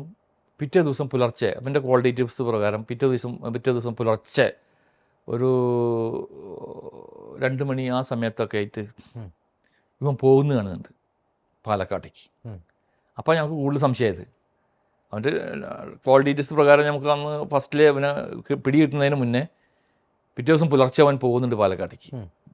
പിന്നെ ഈ ഫ്യൂണറൽ ഇതിൻ്റെമായി ബന്ധപ്പെട്ട ഒരു കാര്യത്തിലും അവൻ പങ്കെടുക്കുന്നില്ല. അതൊക്കെ ഞങ്ങൾക്ക് കൂടുതൽ സംശയം ഉണ്ടായിരുന്നു അന്ന് ആ സമയത്ത്. അപ്പോൾ അത് എവിടേക്കാണ് പോയി എന്ന് ചോദിച്ചപ്പോൾ ഭാര്യയുടെ ഒരു ജോലിയുമായി ബന്ധപ്പെട്ടിട്ട് മണ്ണാർക്കാട് ഭാഗത്ത് ഒരാളെ കാണാൻ വേണ്ടി പോയത്. ഭാര്യ ഇവൻ ഓടിപ്പോയി. പിറ്റേ ദിവസം അവൻ പോകുന്ന സമയത്താണ് രാജുവിൻ്റെ വീട്ടുകാരും നാട്ടുകാരും ഒക്കെ പുറത്ത് റോട്ടിൽ ഇറങ്ങി നിൽക്കുന്നത്. അപ്പോൾ എന്തേ എന്ന് ചോദിച്ചപ്പോൾ ഇവർ ചോദിക്കുന്നുണ്ട്, ഇവൻ്റെ ഭാര്യ ഉണ്ടല്ലോ, അപ്പോൾ ജലജാക്കാൻ ആരോ കൊന്നുത്രേ എന്ന് പറയുന്നുണ്ട്. അപ്പോൾ അവൻ്റെ അപ്പോൾ അതിലൊന്നും വലിയ ഇത് കാണിക്കുന്നില്ല. അവൻ്റെ മുഖത്തിന് മാറ്റം വരുന്നുണ്ട്, പക്ഷെ ആരും അത് ശ്രദ്ധിക്കുന്നില്ലല്ലോ. ഇവൻ ഒരു സാധാരണ ഒരാളല്ലേ, നമുക്ക് വേഗം പോവാ എന്നിട്ട് അവൻ പോയി, ഭാര്യയായിട്ട് പോയി. അങ്ങനെ പിന്നെ പോലീസ് വിളിക്കുന്നത് ഇവൻ്റെ ഞാൻ നേരത്തെ പറഞ്ഞ മാതിരി രാജുവുമായി ബന്ധപ്പെട്ട കാര്യങ്ങൾ അറിയിക്കാൻ വേണ്ടിയിട്ട്. ഇതിലൊരു കാര്യം എന്താ വെച്ചിട്ടുണ്ടെങ്കിൽ ഈ സജിത്തിൻ്റെ അമ്മ ഈ കേസ് പെട്ടെന്ന് തെളിയാൻ വേണ്ടിയിട്ട് അവിടുത്തെ ഒരു നാട്ടിലെ ക്ഷേത്രമുണ്ട്, ഒരു പുരാതന വലിയ ക്ഷേത്രം, വലിയ ഉത്സവമൊക്കെ നടക്കുന്നു. അവിടെ ക്ഷേത്രപ്രദക്ഷിണം പോലുള്ള അതേമാതിരിക്ക് ഈ കാവടിയൊക്കെ എടുത്തിട്ടുള്ള എന്തൊക്കെയോ പ്രാർത്ഥന കാര്യങ്ങളൊക്കെ ഉണ്ടായി. അതൊക്കെ ചെയ്തിട്ടുണ്ട്. മകനാണ് ചെയ്തതെന്നറിയില്ല. അറിയില്ല. അവസാനം ഇവനെ അറസ്റ്റ് ചെയ്തതിന് ശേഷം, എല്ലാം കഴിഞ്ഞതിന് ശേഷം ഈ രവി ഇവനെ ജലജ ഭർത്താവിനെയൊക്കെ വിളിച്ച് ഞങ്ങൾ പറയുന്നത്. അപ്പോൾ ഇതിങ്ങനെ ഫ്ലാഷ് ന്യൂസൊക്കെ വരുമ്പോഴും എല്ലാവരും ഞെട്ടിപ്പോയി. ഇവനെ ചിന്തിക്കുന്നില്ലല്ലോ ആരും. ഇതിലൊരു കാര്യം എന്ന് വെച്ചിട്ടുണ്ടെങ്കിൽ ഏറ്റവും കൂടുതൽ സംശയിച്ചിരുന്ന കണ്ണനെ ഞങ്ങൾ വിളിച്ചു ചോദിച്ചിട്ടില്ല. അവനെപ്പറ്റി ഞങ്ങൾ പഠിച്ചു. അവൻ്റെ ഓരോ മൊഴികളും അവൻ്റെ കോൾ ഡീറ്റെയിൽസും അവനെക്കുറിച്ചും എല്ലാം ഡീറ്റെയിൽ ആയിട്ട് സെക്കൻഡ് ബാർ സെക്കൻഡ് ഉള്ള അവൻ്റെ മൂവ്മെൻറ്റ്സും കാര്യങ്ങളൊക്കെ പഠിച്ചപ്പോൾ ഞങ്ങൾക്ക് തോന്നിയൊരു കാര്യമുണ്ട്, അവനെ ഫ്രീസ് ചെയ്ത് അവിടെ നിർത്താം. അവനങ്ങനെ പെട്ടെന്ന് വലിച്ചു ഇടേണ്ട ആവശ്യമില്ല, സാധ്യത വളരെ കുറവാണ്. മുന്നേ അന്വേഷണ ഉദ്യോഗസ്ഥൻ അറസ്റ്റിലേക്ക് നീങ്ങിയിരിക്കുകയാണ്, മറ്റുള്ള വരെ എത്തിയെന്നാണ് പറയുന്നത്. ഞങ്ങൾക്ക് തോന്നിയത് ഇങ്ങനെയാണ്. അത് വളരെ വ്യക്തമായിരുന്നു കാര്യങ്ങൾ. അതുകൊണ്ട് പേരിൽ ഞങ്ങൾ ഒരിക്കൽ പോലും ഇതുമായി ബന്ധപ്പെട്ട് ഒരുപാട് ആളുകളെ വിളിച്ച് ഞങ്ങൾ ചോദിച്ചിട്ടുണ്ടെങ്കിലും അവരുടെ വീടുകളിലൊക്കെ പോയിട്ടുണ്ടെങ്കിലും ഈ കണ്ണൻ്റെ വീട്ടിൽ പോവുകയെ, കണ്ണനെ വിളിച്ച് ചോദിക്കുകയെ, കണ്ണനെ വിളിച്ചു വരുത്തുകയെ അങ്ങനെ ഒന്നും ഉണ്ടായിട്ടില്ല. അപ്പോൾ കണ്ണൻ്റെ വീടിൻ്റെ റോഡിനോട് ചേർന്നിട്ട് അവരുടെ മില്ലുണ്ട്, വലിയ മരമില്ല്. ഇടയ്ക്ക് ഞങ്ങൾ രാത്രി കാലങ്ങളിലും പകലും ഒക്കെ ചില സമയത്ത് ആ മരത്തിൻ്റെ മുകളിലൊക്കെ പോയിരിക്കും, ഇങ്ങനെ ലുങ്കി മുണ്ടിലും. ആ സമയത്ത് കൊലപാതകം കഴിഞ്ഞതിന് ശേഷം അവരുടെ വീട്ടിലൊക്കെ CCTVയും പുറത്തേക്കൊക്കെ വെച്ചിട്ടുണ്ട്. ആരുടെ വീട്ടിൽ? ഈ കണ്ണൻ്റെ വീട്ടിൽ. അപ്പം ഞങ്ങൾ ഇടയ്ക്ക് ഈ മരത്തിൻ്റെ മുകളിലൊക്കെ പോയിരിക്കും അവിടെ രാത്രി കാര്യങ്ങളൊക്കെ. ഒരു അന്വേഷണ ഭാഗമായിട്ട് അങ്ങനെ പോയിരിക്കുന്ന നാട്ടുകാരുടെ വിവരങ്ങളൊക്കെ അറിയാൻ. അപ്പോൾ കണ്ണനെ കേന്ദ്രീകരിച്ച് അന്വേഷിച്ചിട്ടില്ല. ഇപ്പോൾ ഈ സജിത്ത് ഇതൊക്കെ അങ്ങനെ പറഞ്ഞപ്പോൾ അതിന് ശേഷം അറസ്റ്റ് കഴിഞ്ഞു. ഇവർ വന്ന് എയർപോർട്ടിൽ ഇറങ്ങിയ ആളെ കാണുന്നില്ല, കണ്ട് ഭാര്യ ഓടി നടക്കുന്നുണ്ടായിരുന്നു. അവർ കോട്ടയത്ത് എവിടെയാണ് താമസിക്കുന്നത്, കോട്ടയത്ത് ആ ഭാഗത്ത് എവിടെയും കൊണ്ടാണ് അവരുടെ വീട്. അവസാനം ഇങ്ങനെ ആ വിവരങ്ങൾ അറിയിച്ചു, കാര്യങ്ങൾ അറിഞ്ഞപ്പോഴാണ് അവർ വരുന്നത്. പക്ഷെ അവർ വന്നിട്ട് പറഞ്ഞു, എനിക്കൊന്ന് എൻ്റെ ഭർത്താവിനെ കാണണം സാർ, ഒന്ന് കണ്ട് സംസാരിക്കാണ്ട്, എന്നിട്ട് ഞാൻ കാര്യങ്ങളൊക്കെ പറയാം. കാരണം അവരുടെ മനസ്സിൽ കൊലപാതകം നടന്ന ആ ദിവസത്തിലേക്കാണ് പിന്നെ പോയത് അവരുടെ മനസ്സ്. അവരുടെ മനസ്സ് പോയത് അറസ്റ്റ് കഴിഞ്ഞപ്പോൾ. കാരണം അപ്പോൾ ഒരുപാട് മാറ്റങ്ങളുണ്ടായിരുന്നു അതിൽ. 4 മണിക്ക് വന്നപ്പോൾ വീട്ടിൽ വരുമ്പോൾ പിന്നെ ഈറനായിട്ടാണ് വന്നിരുന്നു. ആ ചോദിച്ചപ്പോൾ പറഞ്ഞ കാര്യങ്ങൾ, പാലക്കാട് പോകുമ്പോൾ ഉണ്ടായ അവസരങ്ങൾ, ഇതിനെപ്പറ്റി എന്തെങ്കിലും പറയുമ്പോൾ ഉണ്ടാകുന്ന അവൻ്റെ സംസാരങ്ങൾ, അങ്ങനെ ഒരുപാട് മാറ്റങ്ങളുണ്ടാവുമല്ലോ സാധാരണ. പക്ഷേ അതിൽ സംശയിക്കേണ്ട കാര്യങ്ങളും ഇല്ല. അതൊക്കെ ഡിറ്റക്ഷനായപ്പോൾ അല്ലെങ്കിൽ ഇങ്ങനെ അറസ്റ്റ് കഴിഞ്ഞപ്പോൾ അല്ലെങ്കിൽ ഈ സംഭവം അറിഞ്ഞപ്പോൾ അവരുടെ മനസ്സിൽ വന്നു, അന്നിങ്ങനെ ആയിരുന്നല്ലോ പറഞ്ഞത്, അന്ന് ഇതിനും ഇങ്ങനെ പറഞ്ഞല്ലോ, അങ്ങനെ പറഞ്ഞല്ലോ. അപ്പോൾ അതൊക്കെ മനസ്സിൽ വന്നപ്പോഴാണ് അവർ പറഞ്ഞത്, എനിക്കൊന്ന് കണ്ട് സംസാരിക്കണം. അങ്ങനെ ഭർത്താവിനോട് കണ്ട് സംസാരിച്ചപ്പോൾ അവരോട് കുറ്റസമ്മതം നടത്തി. പോലീസിനോട് പറയുന്ന കുറ്റസമ്മതത്തിന് പുറമെ പറ്റിപ്പോയി എന്നെ പോലെയാണ്. അപ്പോൾ അവരാണ് നമുക്ക് നല്ലൊരു സാക്ഷിയാണ്. ആ കാര്യങ്ങളൊക്കെ അവർ കോടതിയിൽ അതുപോലെ പറഞ്ഞു. ഭർത്താവ് ഇങ്ങനെ കാര്യങ്ങളുണ്ടായിട്ടുണ്ട്, ആ സംഭവങ്ങളൊക്കെ പറഞ്ഞു. അങ്ങനെ എന്തായാലും കേസ് നമ്മൾ തുടർന്ന് അന്വേഷിച്ചു, കാര്യങ്ങളൊക്കെ അവനെ കൊണ്ടുപോയി എല്ലാ ഭാഗത്തും ചെയ്തു. എൻ്റെ വീട്ടിലേക്ക് തെളിവെടി മോട്ടോർ സൈക്കിളൊക്കെ എടുത്തിട്ട് വരണം. അന്ന് ഉപയോഗിച്ചിരുന്ന മോട്ടോർ സൈക്കിൾ വേണം, അതെടുക്കണം. അങ്ങനെ ഒരുപാട് എവിഡൻസുകൾ പിന്നെ കളക്ട് ചെയ്യണ്ടേ. അതിനൊക്കെ അവൻ്റെ വീട്ടിലേക്ക് അന്വേഷണവുമായി ബന്ധിട്ട് അറസ്റ്റ് ചെയ്തിട്ട് കൊണ്ടുവരുമ്പോൾ സമയത്ത് അമ്മ ഒരു കരയുന്നുണ്ട്. മോനെ നീയാണോടാ, ഞാൻ അങ്ങനെ ചെയ്തില്ലേ, നീ എന്തിനാടാ അത് ചെയ്തു കൊണ്ട് ഭയങ്കര കരച്ചിലും കാര്യങ്ങളും. കുട്ടികളായിട്ടില്ല. എന്തായാലും അവൻ അറസ്റ്റ് കാണിച്ചു, കാര്യങ്ങൾ ചെയ്തു. മറ്റാ പാൾ സൊസൈറ്റിയിലെ സ്ത്രീയുടെ മൊഴി കാര്യങ്ങൾ, പിന്നെ ഇവനെ ആ സമയത്ത് ആളുകളുടെ മൊഴിയുണ്ട്. അവിടെ നിൽക്കുന്നത് കണ്ടു, മോട്ടോർ സൈക്കിളിൽ കോട്ടൊക്കെ ഇട്ടിട്ട് ഒരാൾ നിൽക്കുന്നത് കണ്ടു എന്ന് പറഞ്ഞു. ആ ആളുടെ മുഖം കണ്ടിട്ടുണ്ടെങ്കിലും ആളെയോട് മനസ്സിലാവുന്നില്ല. അങ്ങനെ 1-2 ആളുകളുണ്ട്. ഒരു ടെമ്പോയിൽ പോയിരുന്ന ഒരാൾ, വേറൊരു പെൺകുട്ടി, ഇതൊക്കെ കണ്ടിട്ടുണ്ട് ഇവരെ. ആരാണെന്ന് വ്യക്തമായിട്ടില്ല.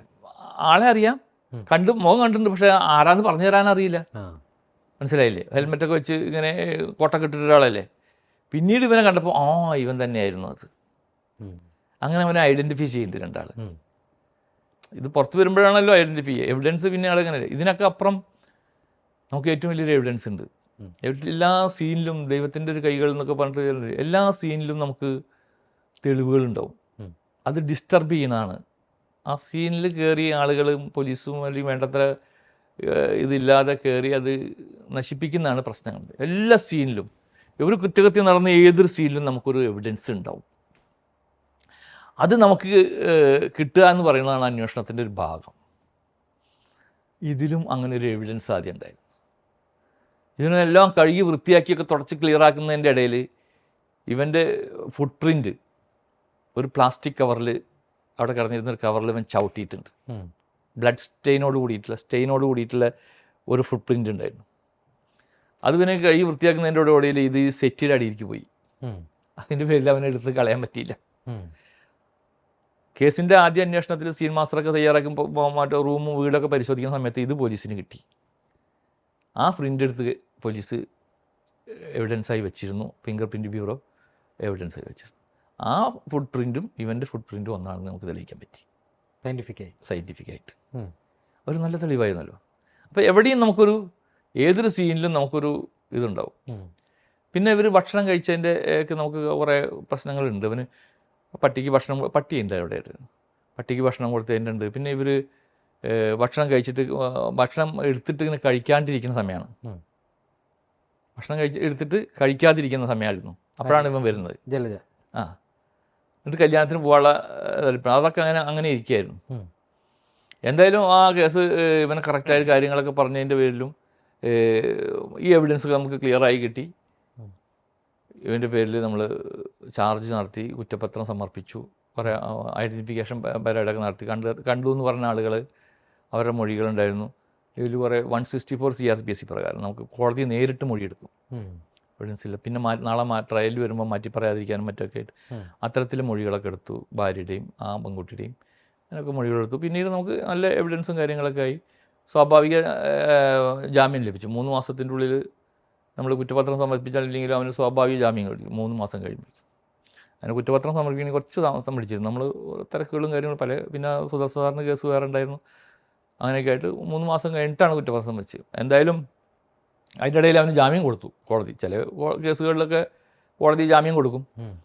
അങ്ങനെ പോയി ജാമ്യത്തിൽ കിട്ടി. പിന്നെ ഒരു സ്പെഷ്യൽ പ്രോസിക്യൂട്ടർ വെച്ചു കേസിലേക്ക് വേണ്ടിയിട്ട്. അങ്ങനെ സ്പെഷ്യൽ പ്രോസിക്യൂട്ടർ വെച്ച് കേസ് മാവേലിക്കര സെഷൻസ് കോടതിയിൽ ട്രയൽ ആരംഭിച്ച് ആദ്യം ആ പാൽ സൊസൈറ്റിയിലെ പെൺകുട്ടിയുടെ മൊഴി രേഖപ്പെടുത്തിയപ്പോൾ അവന് മനസ്സിലായി ഈ കേസ് പണി കിട്ടുമെന്നുള്ള ഉറപ്പാണല്ലോ. അങ്ങനെ അവൻ തിരുവനന്തപുരത്തായിരുന്നു. അപ്പോൾ അങ്ങനെ അവനവിടെ ഒരു ലോഡ്ജിൽ തൂങ്ങി മരിച്ചു, ആത്മഹത്യ ചെയ്തു.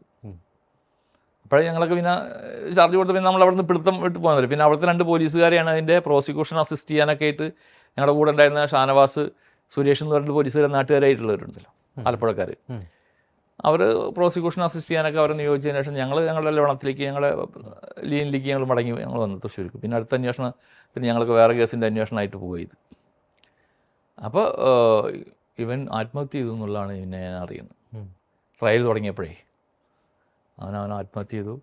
അവൻ്റെ ഭാര്യ ഒക്കെ അതിന് മുന്നേ ഡൈവേഴ്സായി, ലീഗലി ഡൈവേഴ്സായി. അവരൊക്കെ നല്ല രീതിയിൽ ഇപ്പോൾ യൂറോപ്പിലെവിടെ ജീവിച്ചു വരുന്നുണ്ട് നേഴ്സൊക്കെ ആയിട്ട്. അവർ നല്ലൊരു എന്താ പറയുക, അതിൽ കുറേ ആളുകൾ ബുദ്ധിമുട്ട് അനുഭവിച്ചു. രാജുവിൻ്റെ കുടുംബമൊക്കെ വളരെ ഭയങ്കരമായിട്ട് ബുദ്ധിമുട്ട് അനുഭവിച്ചു.